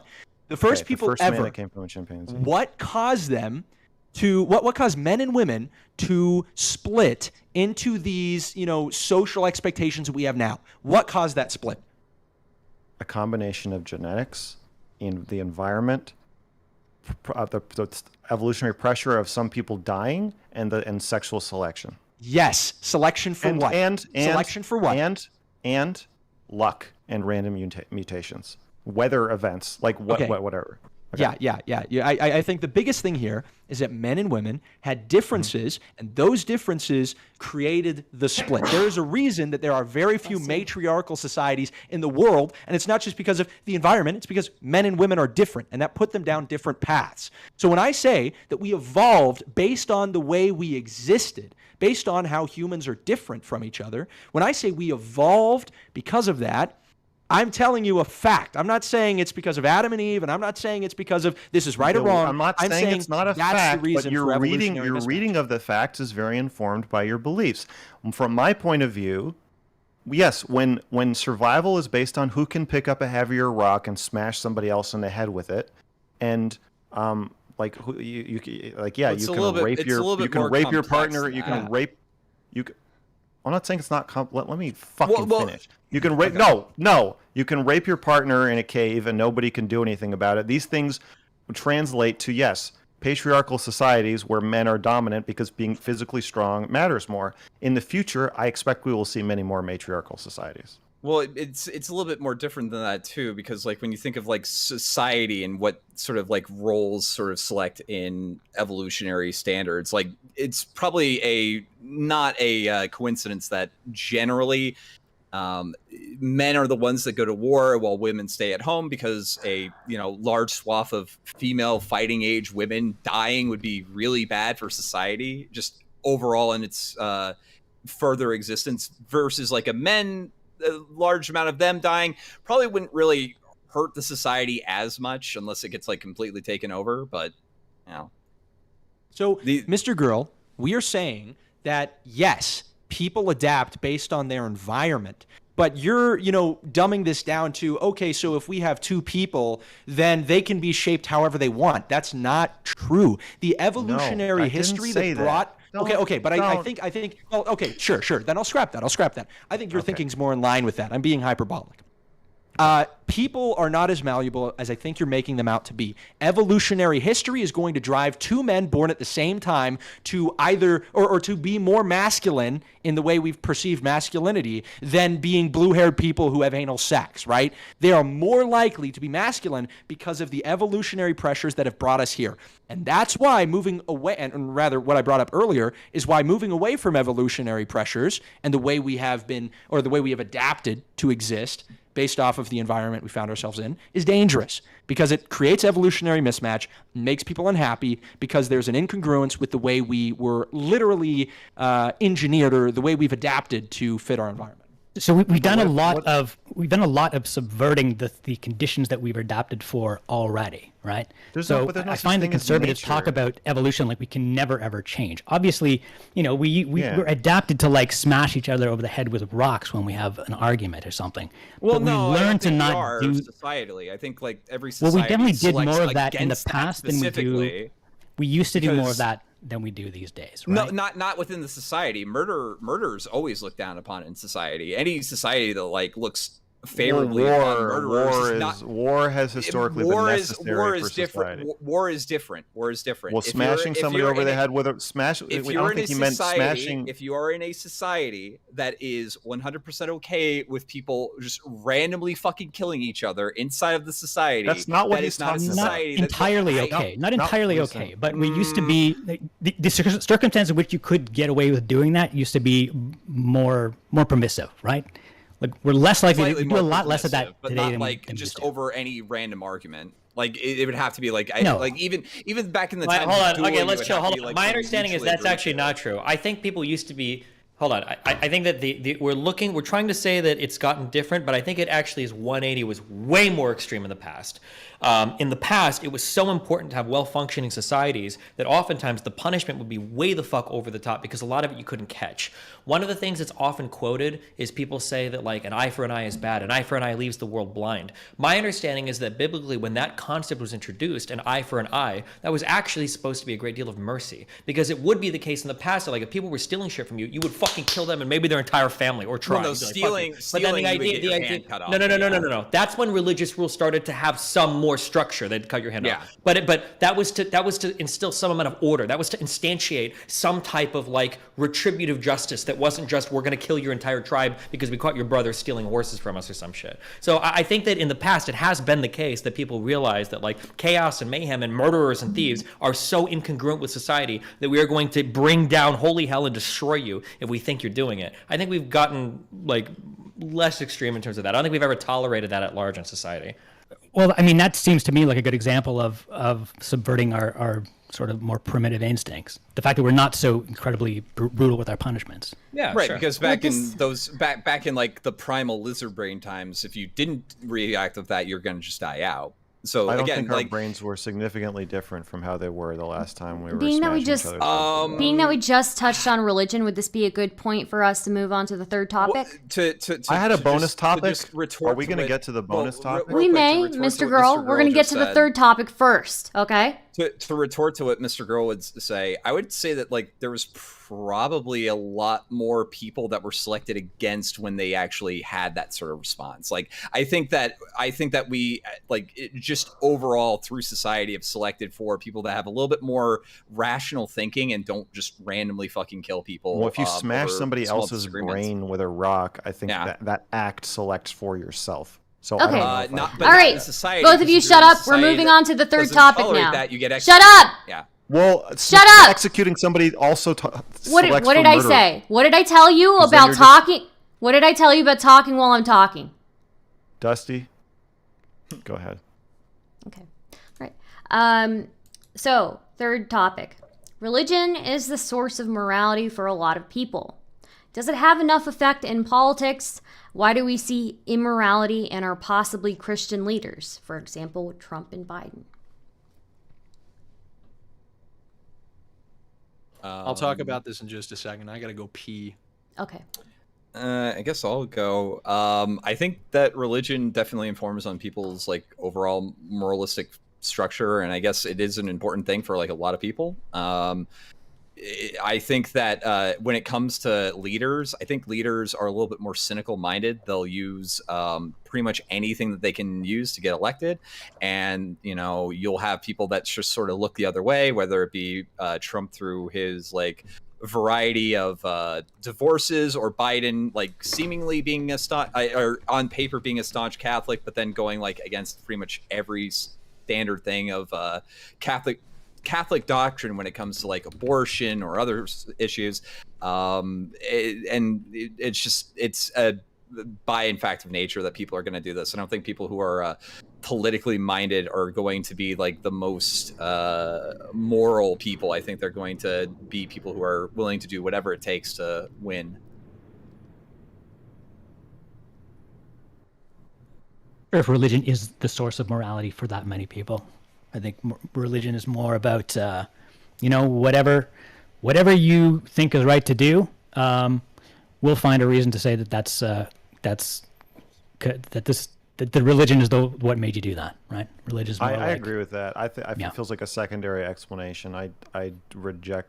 I feel like this is just going to turn into a "is God real" debate once Kai comes back. But it just feels like a chicken or the egg thing, and I agree with what you just said. I think morality comes from social norms, which sort of evolve culturally, similar to how language emerges, right? It's this thing that's sort of constructed between us and negotiated. What was the question again? If religion is the source of morality for a lot of people, does it have enough effect in politics? And why do we see immorality in our Christian leaders like Trump and Biden? This is more of like a question that was more kind of to bait kind of Kai and Flamenco. Sorry. So, yeah. No, I mean, yeah. No, what? The question about Trump and Christianity is bait? No. Yeah. Well, it didn't work, StarDust. Yeah. I mean, the easy answer is like, guys.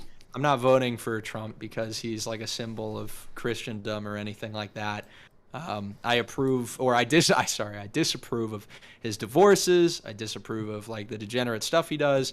Any Christian should. Any Christian that doesn't, should consider whether they think that's a sin or not, and if their politics are overshadowing their faith. One thing I'm a big proponent of is finding your faith before you find your politics.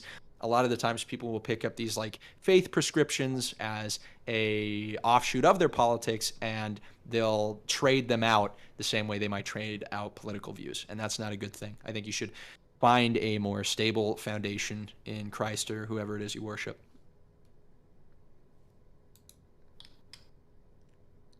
Wow. Right. Well. All right. Good night, guys. MrGirl had There's a one bonus topic he wanted to bring in. It's up to you guys if you want to go with this one, but I'm good with either. I'll leave it with MrGirl now with his bonus topic. I wanted to talk about Lolly. Oh no. Oh yes. Oh yes. I want to talk about, is it immoral? Is it wrong? Is it sick? Is it bad for society? Should you be castigated by a group of your peers if you were to consume it and they were to find out about it? Also, just how are you doing? I want to have a combination of an interview and like a big fight. I'm on your side, Flamenco. Their backstory here, we should be aware. How does it feel to have such great allies, Flamenco? Wait, yeah. Does everybody shoot myself? Lol. Okay, I can explain. I'll explain what happened, and you tell me if I'm wrong. Yeah. Okay. You have you were allowing some of your friends to review some adult material that you had consumed. I didn't. No. Are they friends? Are they no, friends? People in my Discord apparently took it upon themselves, and like I've been told by like multiple people the things that I was looking at was not like lolly or whatever. I already knew That's this. Fine. Okay. I guess I guess in terms of Mr. Girl's question, I do believe that lolly is pretty. Wait. We still have to explain what happened. You've been called out by the commentary community as a consumer of lolly. I've been called out I've been called Okay. out by a retarded 17-year-old communist, but yeah. Okay, you've been called out by a retarded 17-year-old communist for consuming lolly, but this narrative has caught fire, and the people depicted in this lolly were actually like high school age. Is that correct? I Like have no clue, dude. Well, the last I heard, from the last analysis I heard, and I have people working on this, they were 15 or something. So, well, let's assume I'm calling it lolly for short. This? Yeah, top I have men like a are lot. working I on don't like. this. Is it unsurprising? Is it unsurprising? I have like an empire of like agents underneath me that they're scuttling around, Watching and lolly looking, porn. Yeah. Oh my One's god. yeah, that's just part of their job. So It's in the job description. yeah, They're so interns. okay, so 15. do you like put so, that on the tax returns, or like Yes. what's going on with that? Oh, okay. Absolutely. So 15-year-old kids depicted having sex with, I think, adults in this. I have story. no clue, honestly. You have no clue. Yeah, you just. I have no clue. you This just- is you something I used looked it- at you- maybe you- like you use 8 it and you years lose ago. 8 years Yeah. ago, I think. Yeah. Sure. I don't care how long it was. You could do it 8 minutes ago. I'm not going to judge you. It's me. So, you've been kind of dragged across the coals for this. Just a bit. To some extent, anyway. I think like a lot of people that are really harping on it are people who were already predisposed to not liking me in the first place.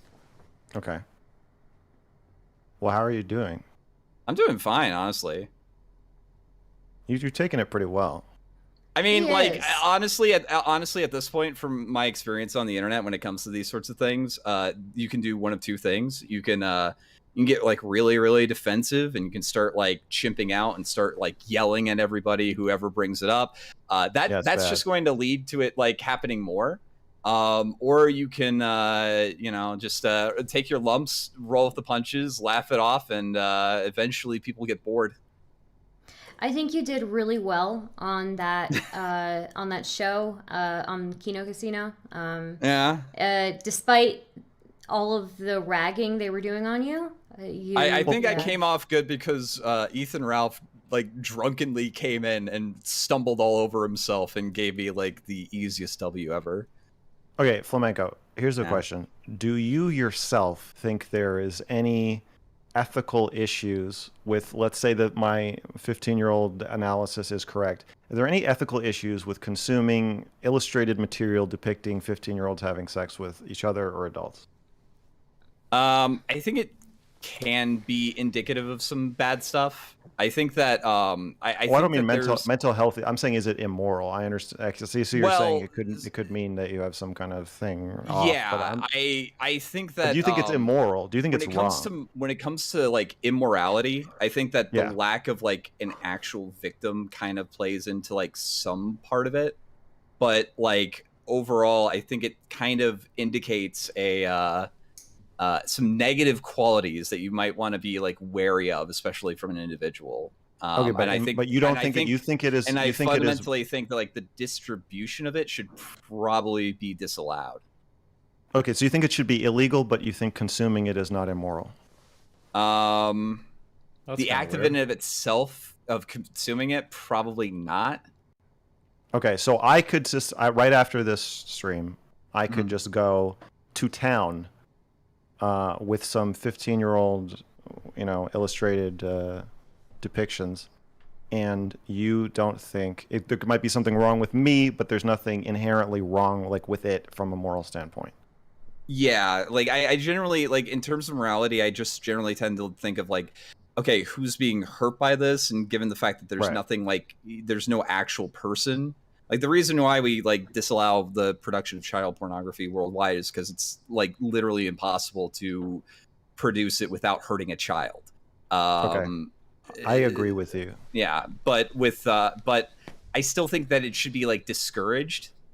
I don't know, and I'm never really put any sort of like hardcore theological or moralistic thought towards this.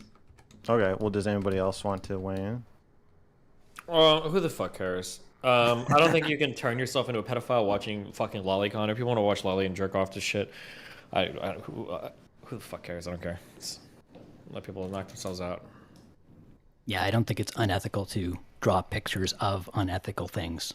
I don't think it's unethical to jerk off to pictures of unethical things that are fake. At the end of the day, may not be psychologically healthy, but it's not unethical. I would like kind of agree, but I do think I think one pretty decent example on this is there's an internet artist known as Shadman who is kind of well known. Apparently he got out on bail or something. I don't know, because he like assaulted his roommate or something with a knife or some shit. But like one of the more infamous things that he did was that he drew a depiction of, I believe, Keemstar's daughter, who was like 9 years old at the time, as well as the Logan's actress Daphne Keane or somebody. And I think that probably leads into some pretty immoral implications. You're creating like a depiction of an actual person. Yeah. That's like harassment or whatever. But that's not the Well, question. I don't even know if it's just that harassment. I would say that it has like some like even worse like. Well, it can, if there is a victim, it can affect another person. But so I want to keep it purely theoretical. What if you draw child porn and it ends up inadvertently looking like another person you've never seen before? Yeah, that could freak somebody out. Might be why the reason Kai why like looks like he video wants to games say have something. the disclaimer of. I think I feel think like Kai wants to say something. Yeah, Kai. What's up, Kai? How you doing over there, dude? I'm doing wonderful, man. What do you think about simulated child porn, Lolicon? Yeah, I was gonna say, maybe I should have joined the ANCAP friend at the beginning. Seriously, right? No, if you're conflicted and you don't know what you think about this, I know exactly mixed what feelings. I think. I can totally understand. I'm surprised that there's not more support. So, I mean, this is kind of a general view. I think that when society starts to allow things that are, in my opinion, morally harmful or like spiritually harmful. And of course, MrGirl, this is my, personal conservative Christian perspective. Yeah. I think it starts to decay like the fabric of the society. I have kind of the Burkean perspective that society is like a living organism. And if you feed that living organism like a lot of crap, whether or not it is like producing a harm to individuals, it will harm the society, degrade it, and the people either become unproductive and lazy at best, or will become like really messed up people at worst. And I think the question, or the thing that you guys were mentioning rhetorically is, maybe you're a messed up person. I think we can mess up society by allowing this kind of behavior to permeate. And I think we take legislative stances that way. Whether or not the legislative stances have an effect on like the amount of child pornography, there is a influence that just making something illegal will have on its perception and the societal, health, in my opinion. Like letting people not vote, right? It's just, it might be their right, but it's just really unhealthy for society to do that. So we should make Lolly illegal and make voting mandatory. I think the worst thing that happened to society is people voting for the wrong people. Okay, what do you think that the illustrated age of consent should be? So do you think that 18-year-olds should be able to be in porn, like real porn? I don't think real porn should exist, so no. Do you think it should be illegal to make porn? Yes. Okay. Do you think it should be illegal to make illustrated porn? Yes. Do you think it should be illegal to write a passage in a book that gives going to give the average person a boner? Yeah, erotica. I know the part that you're getting down to. No, I'm not getting. I'm honestly no. I'm not making an argument. It's not a trap. I'm not tricking you. I'm actually. Okay. Well, then whether or not you're making an argument, like that's kind of the typical route people explore. And this was the Supreme Court. They had kind of the same thing where they were exploring this. It comes down to when you see it. It would probably be a case by case thing, but the general the general thing would fall under the Miller test. Anything that is, explicit or obscene or particularly vulgar should not be allowed under the freedom of speech. And then we would have to go by a case-by-case basis. But at least we should break up porn conglomerates. We should crack down on the distribution of it online. Wait. Can I feel out the edge here? Yeah. I want to understand where use that terminology again. Can I edge out? Okay. Can I edge out the feels here? I don't know how you want me to say this. He's gonna phrase it in a suggestive way. It's inevitable. Okay. He's mentioned like penises like 4 times on his own accord so far. Okay. So with writing, if I write a story that is for the purpose of sexually arousing the viewer, or reader, you think that should be illegal? I think there's a few different kind of boundaries here because there's material that I think, of course, it might sexually arouse some and it might not sexually arouse others. If I write a story for the purpose of sexually arousing the reader. Yes, if the intention of it is to be pornographic, yeah, I don't think that should happen. You think it should be illegal? There I'd have to think about it a little more, but I don't think it should happen. So I'll take like my own personal stance about what I think about it, and then I'll say, the legal implications I have to consider more. Okay, so you don't think it should happen, but you're not sure if you think the government should stop it. I would have to feel out the kind of metrics that would be applied there, because I think it's a lot easier to do with. Well, let's just say an all-and-out Also smutty story, a smutty story about apparatus. I think there about- should be no lusty Argonian maid. I think we should stop the distribution of this pornographic material. Yeah, but I'm saying if tonight at my computer, I type out a pornographic story, very vulgar, no one under 18 involved, but just people fucking each other, fucking their parents, fucking their friends. I don't think that should be published. Do you think it should be legal for me to write it? Well, this is an interesting thing. I think it should be illegal. I don't necessarily think there needs to be enforcement, right? So this is with laws around like I think there's still like 23 states in the country that have laws against adultery. They have a ton of laws against sexual promiscuity and whatnot. The state of Utah, my great state, banned or had banned premarital sex up until I think 2019 is when they overturned that law. And I think that was when Utah really started the Great Decline. But I just want you to answer the question. Do you think it should be illegal for me to write an erotic story? Yes, I think so. Okay. You don't think it should be enforced, though? I think that the enforcement's kind of irrelevant. Well, will you answer about whether you think it should be enforced, or you will not answer? No, I just, for me, it's like if it's enforced, sure. You're but okay with it being enforced? But there are so many like privacy things that would come in. Like if you're writing something like in your house. No, I dox myself. It pops up on my stream, and I accidentally dox myself. It was not my intention to distribute to anybody. Let's say I send it to StarDust. And StarDust is a good citizen. StarDust, she says, well, the story, it's making me feel like it's making me quiver, so I should report this. So then, sorry, StarDust. So then she reports it, and she sends it to the police, and the police say, did you write the story? And I say, well, yeah, I did. Do you think that I should be charged with a crime for doing that? Sure. And that would be consistent with like the stuff we have about, pornography. If you accidentally send, pornographic images of a significant other, for instance, to somebody else, you can be held accountable for that. Because it's, it qualifies as like a breach of privacy. So I think so. Yeah. How dare you?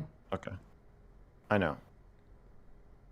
I would never send you compromising material that would get us both arrested. By the way, the reason I say it's kind of irrelevant. Why are you phrasing it like that? What's wrong with you? It's so strange. What's wrong with him? Well, where to start? Well, wait, you said how dare you? I thought you were talking. I thought you were wanted me to like apologize or something. Anyway, the reason I say the enforcement's kind of irrelevant is not to obfuscate, but rather because there are so many things that would probably stop that from happening. Like I mentioned, like the privacy stuff. In your hypothetical, though, yeah, the enforcement would be allowed. Okay. I think we've reached a natural stopping point, guys. I think we've reached an unnatural, uncomfortable stopping point. Every single person. You are making me uncomfortable. You're right about that. I can. Well, we don't want to talk about it. We don't have to talk about it. That's fine. Look, I'm gonna be here for a while, so feel free to continue. But also, I don't want any of you, if you have things to do, I don't want you to feel like you have to stay either. So yeah, I will be here regardless. So. Wow. This is very awkward. Why are you guys doing the this? silence is just getting longer and awkwarder. You're just making this worse. It's awkward because you derailed the conversation. But I'm sorry. I just wanted to give people a natural out if they wanted an out. Okay, I'm sorry for being generous with people.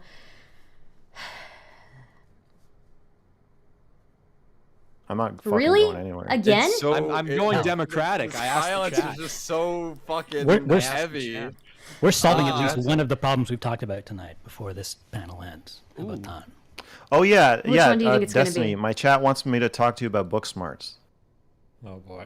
Oh, I wanted to talk to you about your hyper autistic thing about giving compliments, but Yeah. Oh no! Wait, what? wanna Yeah. hear I feel this. like I wanna we're in. hear I the feel like we're in compliment I feel like we're in an argument, but not about. Well, the compliment. argument, I just watch stuff sometimes. I'm like, oh, I disagree with this. If you want to feel like we're in an argument, you can. But What is this? What is this take on compliments? Or Why are you whatever? so nosy?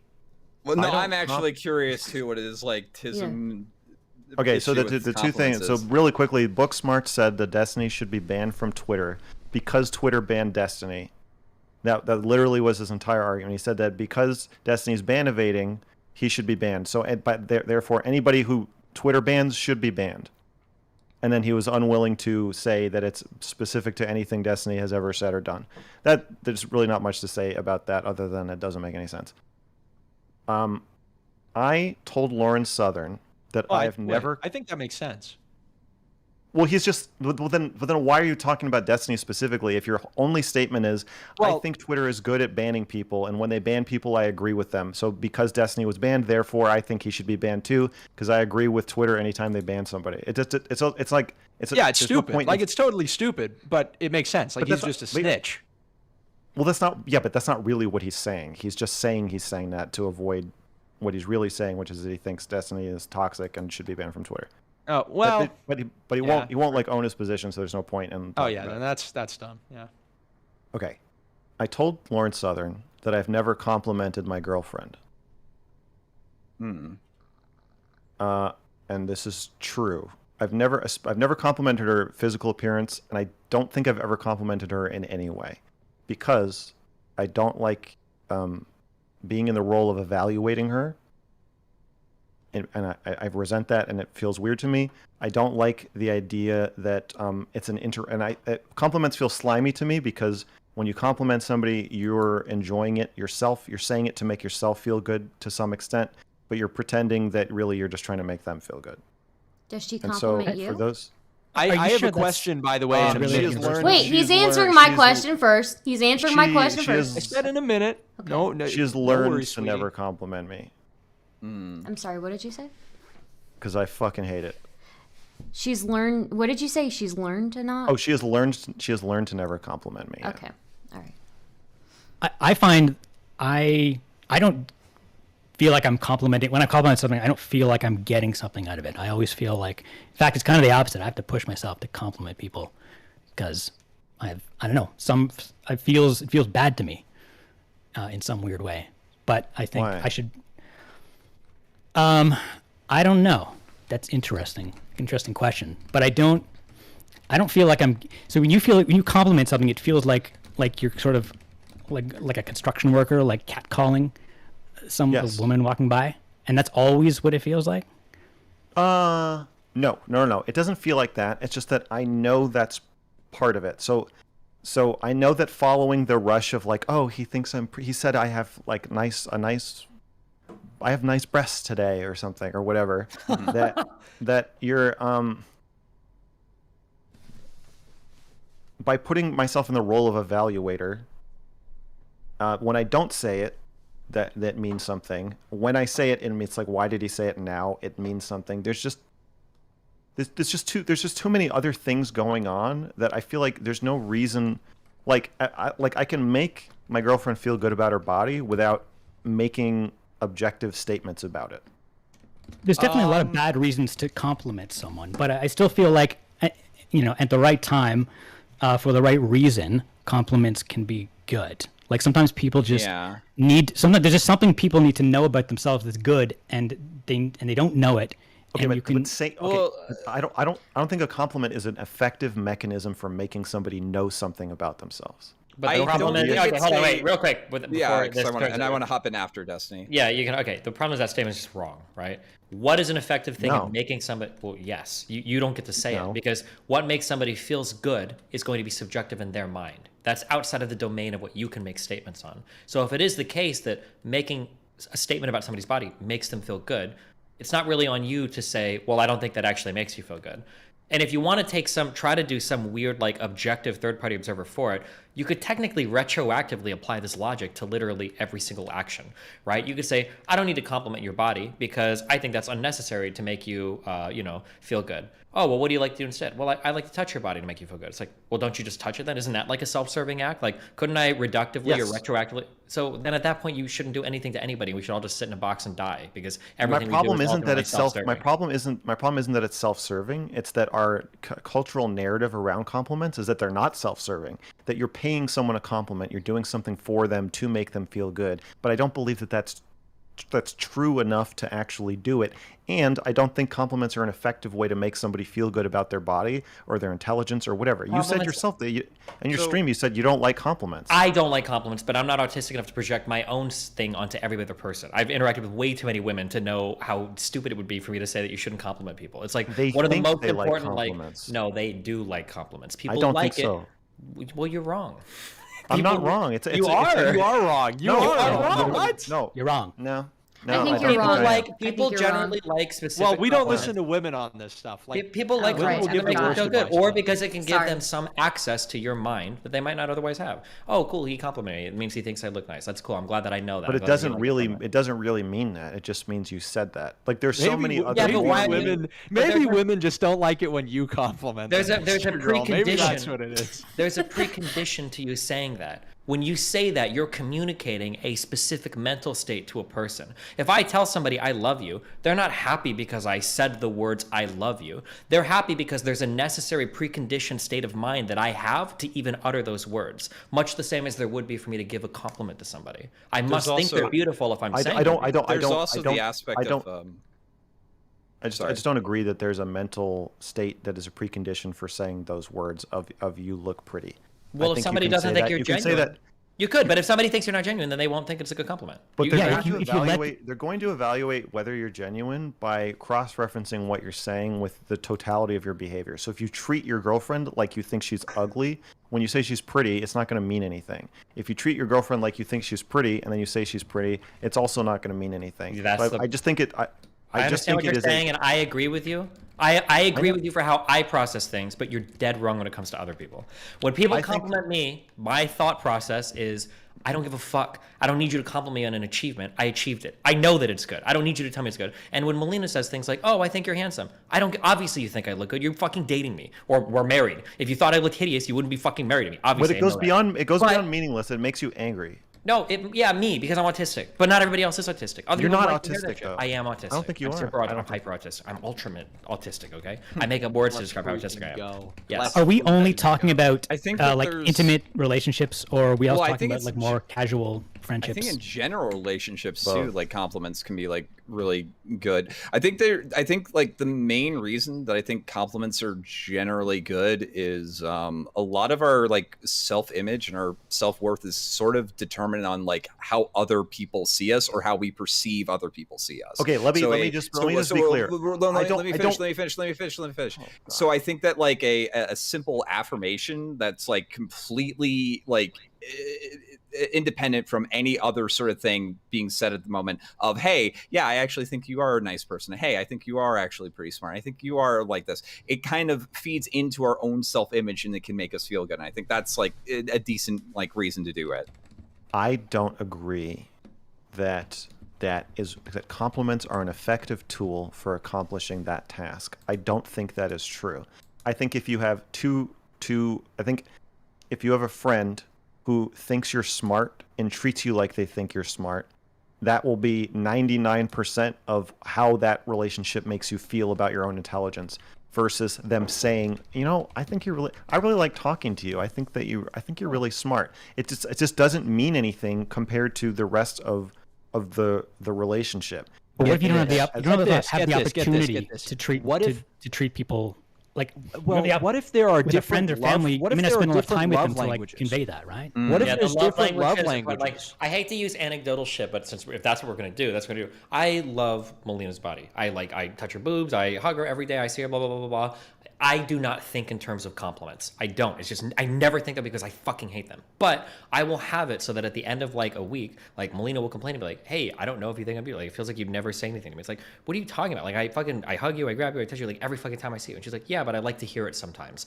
And that, I've heard that repeated ad nauseum from a billion different women. Not that many, but I'm exaggerating. But like, they're like some people are wired that they like to hear compliments. It just feels good. Even if you show them in every other way. And I know that your mind is instantly thinking like, well, it's actually because you're not showing her physically enough. I'm the most physically wired. No, that's not what I was going to say. I was going to say, I think it's an addiction. It's an unsatisfying itch. How many compliments? Melina gets more compliments about her body than all these people on this panel combined every day that we'll ever get for our entire lives. No, don't. You're smart enough to know how stupid what you just said was. Most of those compliments from random creeps don't mean anything. Just like a woman being dog whistled at doesn't mean the same as a compliment. But at the same time, right? It could mean a lot. It's literally the comic, Mr. Well, how is a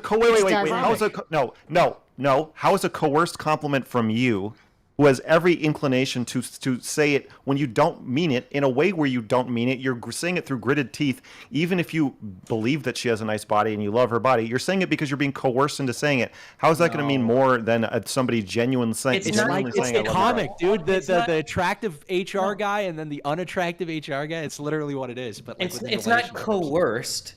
It's that it is. It's forced. No, that is so one-dimensional. Stop. If you're in a relationship with somebody and they really like oral sex and you don't like it that much, you're like indifferent to it, sometimes you'll do it for your partner because you know that it makes them feel good. You're not being fucking coerced. It's not like, oh my God, like this person. Wait. Mr. Girl's an egoist? What the? You're saying that receiving a compliment from Melina is so pleasurable that even if she knows that you don't really feel like giving it, even though you already said that the reason a compliment is meaningful is because it's a betrayal of the internal mental state of the person giving it, meaning you have to mean it for it to feel good. That's not true of a blowjob. An insincere blowjob can still feel pretty fucking good, Steven. It's not a betrayal of the internal process.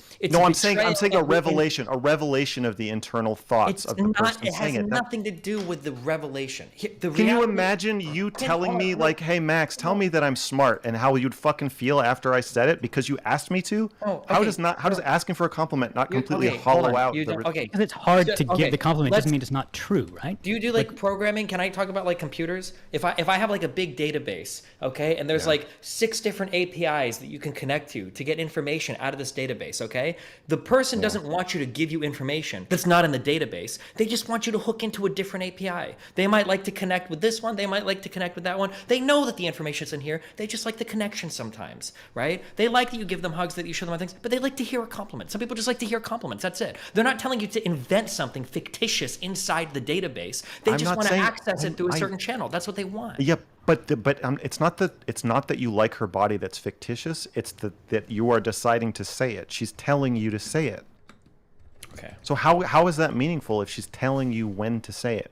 If it wasn't meaningful, then why would she ask? Well, that's my whole point. If somebody says, here's a question. If somebody says they like flowers, but you don't normally buy flowers, but then you buy flowers for somebody, is that meaningless? No. But if somebody says, buy me that flower, and then you say, okay, hold on. That's exactly what they're saying when they say, I like flowers. What if they just say, I like compliments? It's the same thing, okay, right? But you see the difference between I like flowers, wink, wink, and then you say, oh, well, I'll get you. I didn't know you like flowers. Now I know I'll get you a flower. Versus buy me that flower right now, and then you say, oh, it's that women work in the prior way. Women work in the prior way. Women will not explicitly say what they want. That's not how they work. They will apparently and men will work differently, which is why men won't pick up on the hints. I think what Melina is doing is not yes. If you pick up on the hint, then it feels to a woman, even though this is probably not true. It feels more like it's coming from inside you. But it sounds like what Melina is doing is, it's been a week, so I'm going to tell you it's time for my compliment. Okay, which to me is the same as saying, buy me that flower right now. Normal human beings need regular intakes of like good things. Right? You wouldn't take a person who's 22 years old and say, you've socialized a lot. It's time for you to be fucking isolated for 3 years. How can you complain? You've been talking to people for so long. You need a constant feed of this type of stuff. It's like how we survive emotionally, most people. Okay, so my answer to this is that I think that a lot of people conflate compliments with warmth. and that compliments, especially from men to women and fathers to daughters, maybe more so than any other relationship, compliments are the delivery mechanism of warmth and affection. So I think a lot of women get socialized to think, okay, so therefore I just need a stream of compliments. But there's no amount of that will ever fucking satisfy Okay, them. here's I think it's a hollow pursuit. Okay, we're going back and forth. Okay, listen. Fine, I will tell you, as somebody that was a quasi-sociopath in my early 20s, okay? If you want to find a way to manipulate women to get what you want out of them in the most horrible way possible, the easiest way to do that is through compliments. People But I love believe to hear that is you say things. because Through giving No, and hold on, no, also no, withholding. but that's you can because try they're to- unsatisfying. That's because No, that's not. It's because they're ultimately satisfying. Because if I there's don't think somebody they that you are. respect, okay, well, okay, fine. All right. the easiest You way to don't think manipulate that, a but they woman, are, or though. the easiest way to sexually manipulate somebody is to dangle something in front of them that never ultimately satisfies them. That's why on OnlyFans, So, like as soon as you show pornography. your vagina, you lose your fan base. You have to never satisfy the person to That's keep not them even giving true. you money. No, I don't think that's what causes There's that a lot to of people that happen. show full nudity on fucking. I think OnlyFans. it's when you start saying, "Oh, by the way, I have a boyfriend," is when you start losing. Okay, it. I think whatever. it's also My the point, same for, my pity point is that if streamers. you're trying to create that addictive experiences are never ultimately satisfying. Drinking or porn or whatever thing you're addicted to, you're not addicted to it because it's scratching your itch. You're addicted to it because it's not scratching your itch. And I postulate that women get addicted to compliments, but that's different from them actually receiving the true whatever they're looking for through the vehicle of compliments. Okay. I would agree I with think it's those kind ultimately of empty, compliments. which I think is why you are don't not like them good. and why I don't like them. They're empty. I don't know what But you're I don't think saying, all but you made compliments a are really like good that. case for why pornography is so damaging that most people don't make, which is that it's not about the ultimate pleasure. It is about often chasing the reward and how it rewires your reward circuitry to chase it permanently. I won't go that far, but I agree that No, it's some people literally have. true. That's scientific. Well, it's not literally just something you fucking heard and you're saying now, but I agree with you partially. I've read the research. I've read research that says that you're full of shit.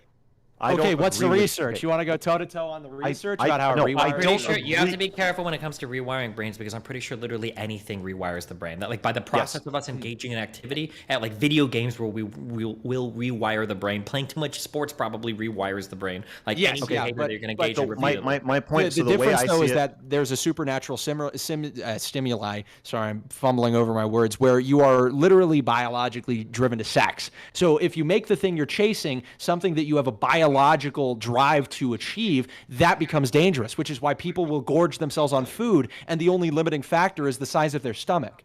Okay, listen, I understand that you're smart and that you have read research about this, but I'm telling you that the way you filter this information into your brain and out through your mouth is also going through a filter of your religious and political I'm about beliefs. to filter my brain all over the wall if you write off something true that I'm saying by saying that I'm a Christian and a conservative one more time.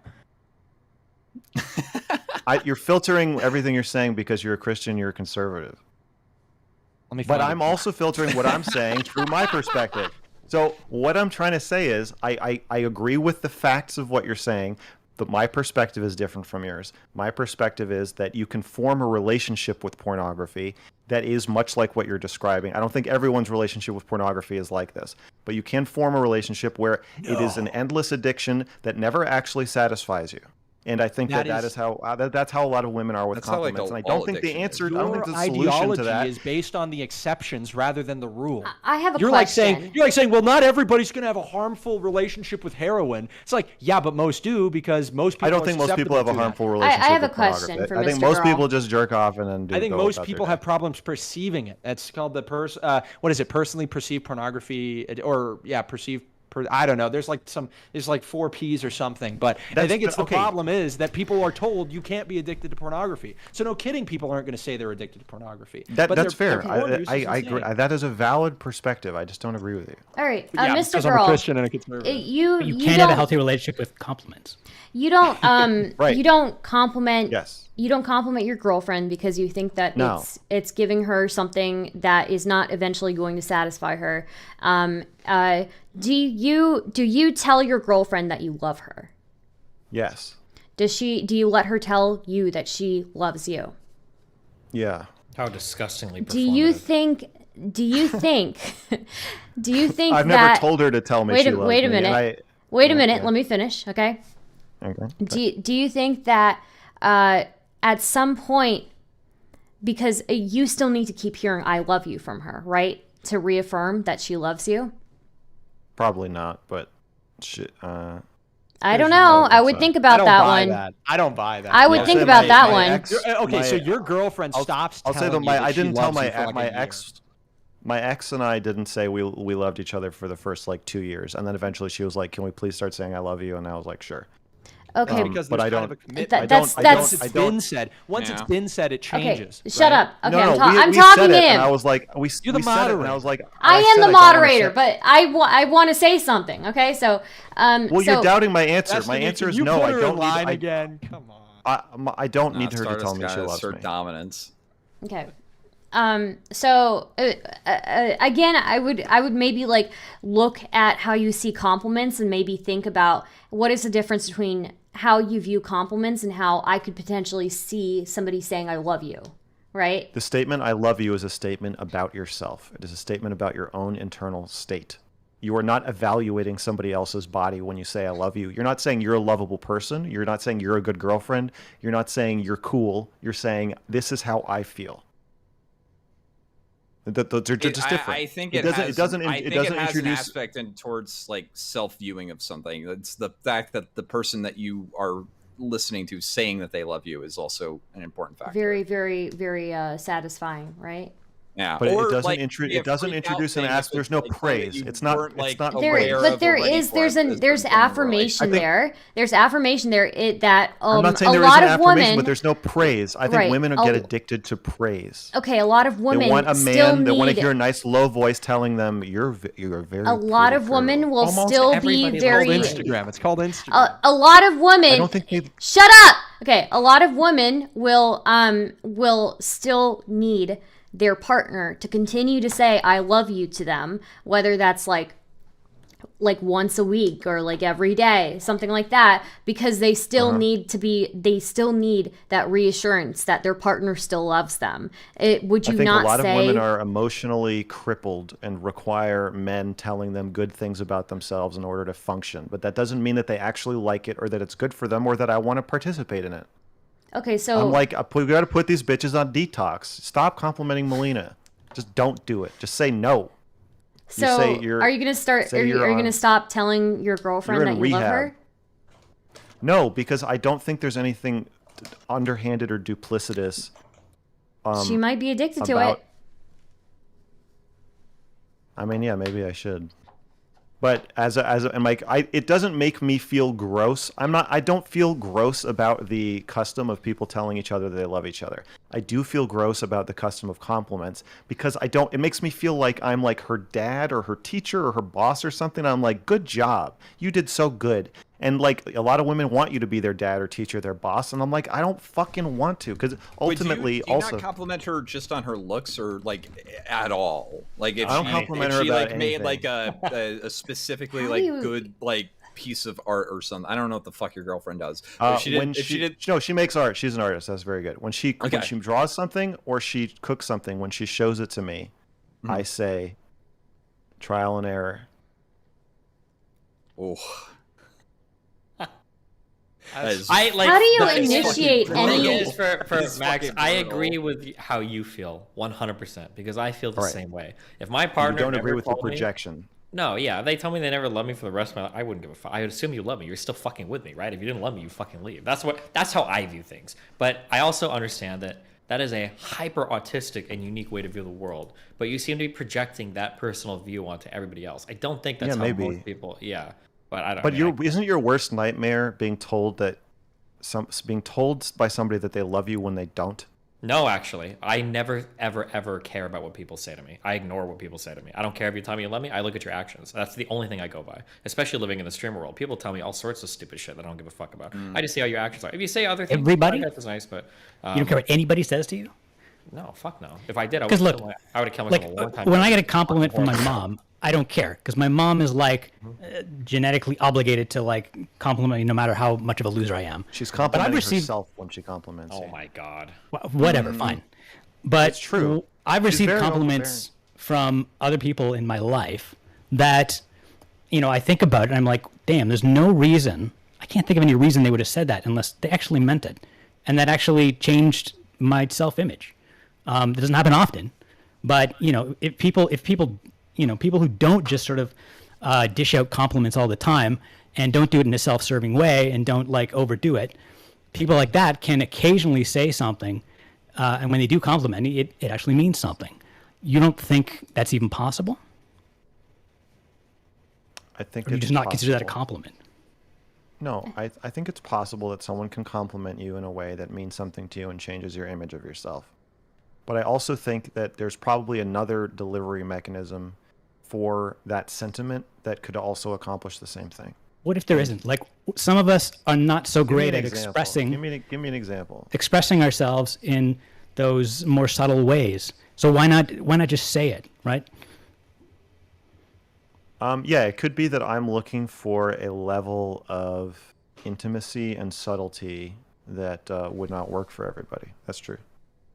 I just I'm don't not think saying everyone's I'm not saying capable you of it, shouldn't right? compliment your girlfriend. I'm saying this is why I don't compliment my girlfriend, and that Destiny should stop too. That's all. That's just prescription for one other person. But other than that, you do what works for you.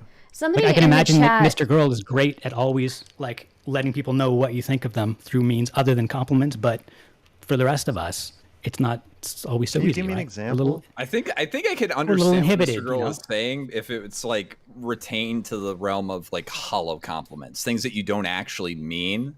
yeah, 'Cause I hollow think that can compliments are be- bad. Obviously, I think that but I'm I talking think about that stuff can be you do mean. way more damaging than you say, oh yeah, no, this looks really great, and then it turns out that it isn't. That kind of makes people doubt every single fucking thing you said. And if they built any sort of positive view of themselves from those compliments, they're gonna second guess them, and it's gonna fucking I got a be lot of. I think rough on part them. of it is I got a lot of praise growing up. I had a lot of compliments from people who I eventually realized didn't give a shit about me, and it didn't. None of it mattered. And then trying to get grades and good grades, none of that mattered. And then I see women as fundamentally trying to stay children their whole lives, and they want you to give them a gold star, and that just feels destructive and bad, and that doesn't matter. It all just feels gross to me, and I just don't want to participate in it. I feel like the world would be a better place. Yes, I'm saying do whatever you want, but I feel like the world would be a better place if we learn to be warm to each other and make each other feel admired or beautiful or loved or whatever, without saying this is happening. It's such a stupid declaration of we're having a spark now. This is a romantic moment. You feel beautiful. It's it's so hollow. I think you don't understand women. This is when men say but my girlfriend, she was having an issue, but she didn't tell me exactly what the issue was or exactly what she wanted me to do. She didn't, it's that's not how women work, man. I mean, you're saying women are like toddlers. If a genie came down and gave me a wish, I would wish to understand women less than I do. If I could poke out my third eye that only sees what women are feeling and thinking, I would rip it out of my fucking head. I think my name is Mr. Girl for a reason, buddy. I don't think so. I think I think Black's you joined. are awful at perceiving the way that women feel, which might be why they don't like compliments from you. But hey, if you're willing to take a question, I got a question in one of my super chats directed towards you. So before we go there, I want to give Bo Blacks a second here. Bo Blacks just joined. Yeah, people in chat wanted me to join because I was talking shit in chat. Yeah, I mean, compliments let you know that you're impressed with the person in whatever aspect, and open communication is the cornerstone of socialization. I'm autistic and I know this. Are you stupid, Mr. Girl? I know some people just don't understand. I know some people might not want compliments, and if your girlfriend doesn't want compliments or you don't want or Destiny doesn't want, that's fine, but every person's different. And I think to show appreciation and share that communication is important. My girlfriend thinks she wants compliments, but she wants, let's put it this way. She wants them, but she doesn't need them. And I'm more interested in a relationship you know what they want more than they do. I know what they need. What, So wouldn't she need? if you're in a serious relationship, wouldn't she need to know how you feel about her, or She knows how I feel about her without me. Oh wait, I'm not saying you shouldn't tell people how you feel about them. So saying I love you or saying I'm angry at you or I feel good or whatever is different from you are pretty. You did a good job. Wait, you did a good job. That's a compliment.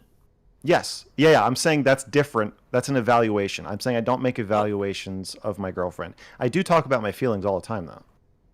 So I'll tell her if I'm feeling good. I'm just saying I don't express it by telling her that she is good. I express it by telling her how I feel.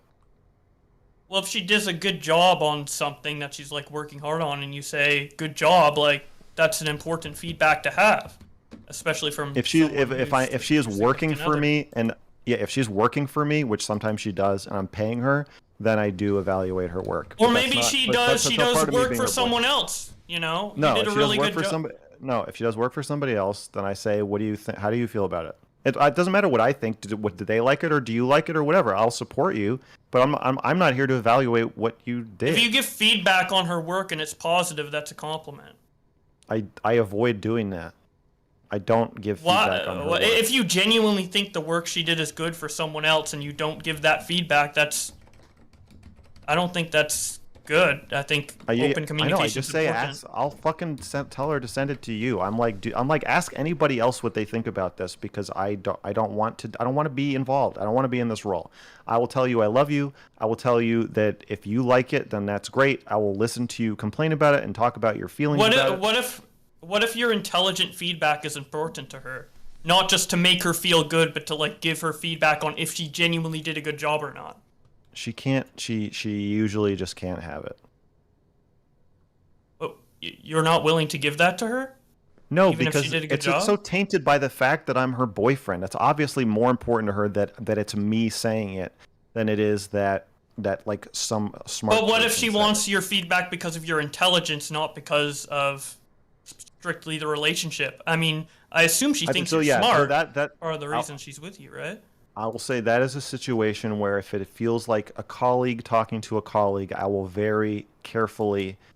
I will never say you did a good job. So a compliment is useful in that case. Compliments can be useful. So compliments are useful. I will never compliment her. I'll say I'll say like here's a suggestion. Here's what I would do if I were you. But I'm not. I don't. No, I don't. But what if she did exactly what you would have done, and then you reaffirm her work?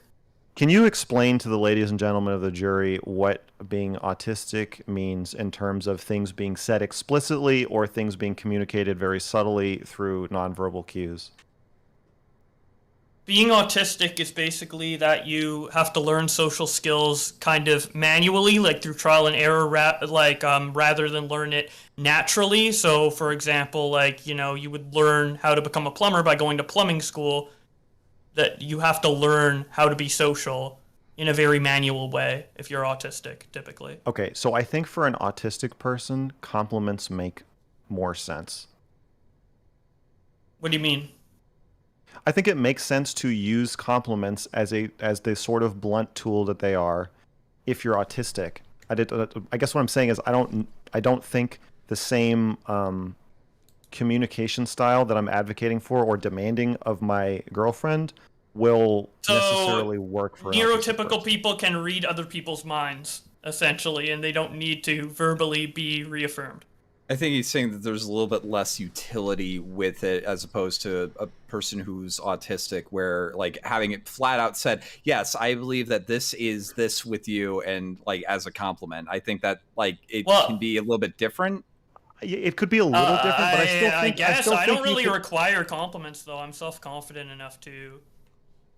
I guess I just don't... I don't think compliments build up your self-confidence. I've seen so many people... Like, how many times have we all met, like, the pretty girl who's gotten a billion compliments and doesn't think she's pretty? It's because it's not... This doesn't... She wants attention. It's because she wants attention. Compliments can be very... You might be fishing for a compliment. Yeah, she's fishing for him. Compliments can be very useful if you're a person who doesn't get put down a lot, you know? I think compliments when I was a kid, I was always told that I was doing like a shit job socializing, so if I got a compliment in terms of my socialization, that would extremely help my self-confidence. You will probably never get more compliments than like being in a decent gym, I think. Yeah, and it's good Gym too bros because are like the because most gym bros fucking positive people yeah. ever. Holy and they shit. so- suffer from body dysmorphia, and they understand that. Like, because actually- you suffer from body dysmorphia. We're getting some They'll- feedback from the females on the audience, and they're saying yeah, let's listen they're to saying them. that you guys are fucking idiots because what these women want are well thought out compliments and not just your pretty compliments. Hey, Exactly. Rule Yeah, number one. yeah, Rule number Flamenco- one. They Rule literally number just one about advocated this. for not giving out hollow compliments. So they maybe Rule need number to one listen a about little this. harder. Rule number one about this. Don't listen to women about what it's like to date women. Women give awful advice about this. It's like the worst. The Like only if you people ask that give a woman worse what women advice, want, they're awful on it. it's No, like reading that's between true. the lines. It's like what Nick Fuentes would say about listening to Putin, okay? You listen to what Putin says he wants, not because he's actually telling you what he wants, but because based on what he says, you can tell what he wants. It should be Hey, the I same know with that women. guy. I know Yeah, that. it should be the same with women. It's the same with men too, right? People lie about the shit they want all the time. Like you'll find a ton of men who'll be like, "Oh, well, what do you value the most in the woman?" And he'll say some shit like, "Well, I want her to be intelligent and good with kids." And in reality, he just wants some fucking 21-year-old chick with huge boobs and a big ass, right? You're right. So, like, True. Destiny's right. Everybody fucking lies about what they want. That's not unique to women, okay? Everybody has the same fucking issues when it comes And to that shit. right? it's not even that they're lying. It's that they don't understand it. Like women just don't understand what they want. They like know Yes. what they want, but they But can't beyond that, they don't articulate. understand what they need. Okay. I And I swear to think we God, don't. We I have a don't think you do fundamentally if I there think was the ever refusal to compliment and the theory that women don't actually need compliments at all for any Hello? sort of self-confidence here. boost, or men, is just autistic. am I just It's invisible? stupid. It's just dumb. People, people. Okay. Compliments benefit some people. Some people they don't. Some people they do. It's a tool to be used. I think I'm not it's saying a you, tool like, don't that listen should to be women. used. It's just like I think they it's a don't- tool that should be used very carefully, and it's a tool I don't use. And I think great that, power. That's What all the I'm hell, saying. dude? I think if you can't make the people around you or your loved ones feel loved or feel good about themselves, or if you can't communicate what you think of them without complimenting them, then there's something Yeah. missing. Yeah, there's I something would, wrong with I you. would, Like, I would there agree, is- but there's Flamenco something wrong made with all of us. earlier. Flamenco made that distinction between hollow compliments and genuine compliments, and No, people I'm don't know saying how you you should- feel about them unless you tell them beforehand. You're not I gonna don't meet a think that's woman, true. say "I love you," never compliment them, and then they'll know "I love you" forever. You need to like build up like. I'm I don't know. You need distinguishing to between you share can- appreciation for each other, right? You can talk about your feelings without complimenting somebody. I love you versus I love your big boobs or whatever. But if you say "I love your intelligence" or you did something like really Yeah, that's a cool or compliment. you're really I would good never, at that, I would that's a never compliment. ever. I would rather jump off a fucking bridge than say that to my girlfriend. Wow. So true. Can we stop with this like I mean, trying maybe to be that contrarian conversation? maybe that I'm not works trying to for be you. contrarian. But What do you think? Wait, maybe that works I for think- you No, in you your listen to me, relationship. you little shit. Are you saying What? that you think I don't compliment my girlfriend so I can be contrarian in a fucking panel with you? I think it's less that you're trying to be contrarian in the opinion. You're just bringing it up because you think this is the thing that'll make you interesting because the pedophile thing wore off. I think that's what it is. Like so here, are you here's a suggesting? disagreement Wait. about So now something are you now? everybody Okay, disagrees so with. are you suggesting that I should be a streamer and not try to be interesting? Is that your recipe for success? Or are you suggesting that if I'm Well, interesting, maybe be interesting. No, and- or are you suggesting alternatively, if people think it's interesting that you might be a pedophile, that I should talk about that forever? Hello? Look, this guy's got a real doll in his closet. He doesn't Yep. need this complimenting to be True. interesting, okay? Do you want to see do Okay. you guys want to see the doll or what? Can you bring it out? Actually, can we see it? Yeah, I'll show you the doll right now. Really? I Yeah. think so on YouTube. I think you like. I'll is- show is you- the- okay, is the I'll show doll you- Clothed? The doll's in her underwear. I'll show you the doll's Okay. hand though. You want That's to see the fine. doll's Wait, hand? Yeah. wait, hold on. Is the Trump or the Gorber dude, is he getting swatted? Oh my god! Oh shit! Oh my Oh, I thought god! I thought he was holding his hands up because he was like mad. Oh fuck! Wait, shut the fuck up. Let's listen. Fuck, they stopped shouting. God damn it. Vivian got him. Okay, never mind. Go back. Jeez. I did hear somebody say, yelling, "Keep walking." Yeah, he's getting swatted 100%. Unless he's got a friend like. Jesus Jeez. fucking Christ! Is His stream is down Fucking hell, on Cozy, dude. apparently. Jeez. That is horrible. That's so bad. Do you think if he gives the officer a compliment, he'll put a gun down, or? God. Oh. So we just literally watched him get walked out at gunpoint. Yeah, I think so. That is He so had his hands scary. up. Yeah, Kai got swatted. Holy shit. I'm so glad that there's a ban on no-knock warrants where I live.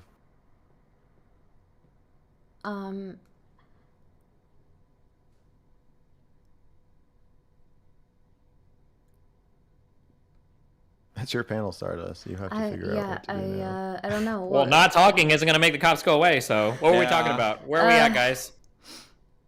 Compliments and MrGirl and Bo Black's the fucking hammer. Oh yeah, yes, we were you're gonna bring show up us the the doll. I can You just think show that you the her hand because I don't want to officers- break Do you Yeah, name don't show the the whole doll, body. The or does the officers doll might get come with a alarmed. name? The doll comes with the name Renee. Okay. Yeah. I'll show you. Get the real doll right up in front of the camera, so when the cops come back to the computer, they know he was in some real Good fucked thing up Mr. shit. Girl isn't talking about pedo stuff right now, or he might be in trouble if the cops here. Oh my god, that's so creepy. Why would you put it like that? See? Yeah, it looks like it's got like. Oh looks god. like yeah, I see it. It's so creepy. Look at this. As long as it's clothed, I think you can show it. I think that's like not the clothed. the He said litmus it's not test. clothed. Oh, it's not clothed. Okay, yeah, no. No, She's ready in for action, underwear. dude. Yeah. Well, that girlfriend doesn't need compliments. Can't hear. Oh, that is so creepy. Yeah, it's a scary world out there. Holy shit. Well, I think you should turn the camera away. Yeah, good job. Before the, Call your local PDs, kids.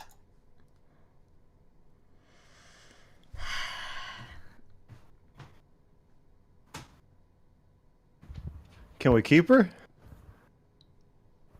As long as she's not like showing like nipples or anything, I think you're fine.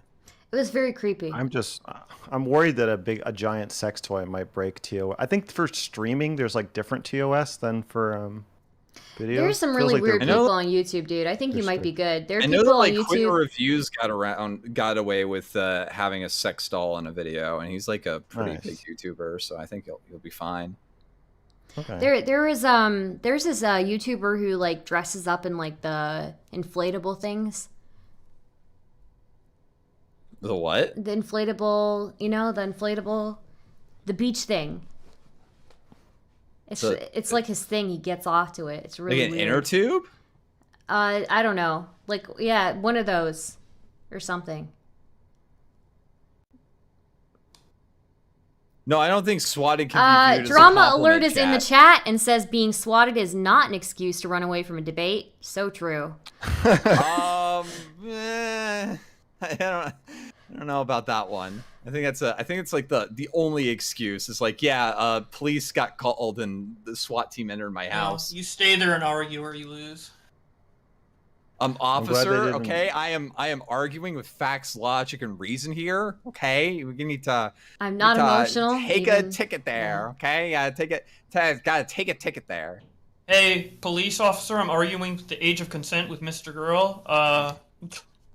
Yeah, he's trying to uphold the law. He's trying to make new laws. This guy is so law abiding.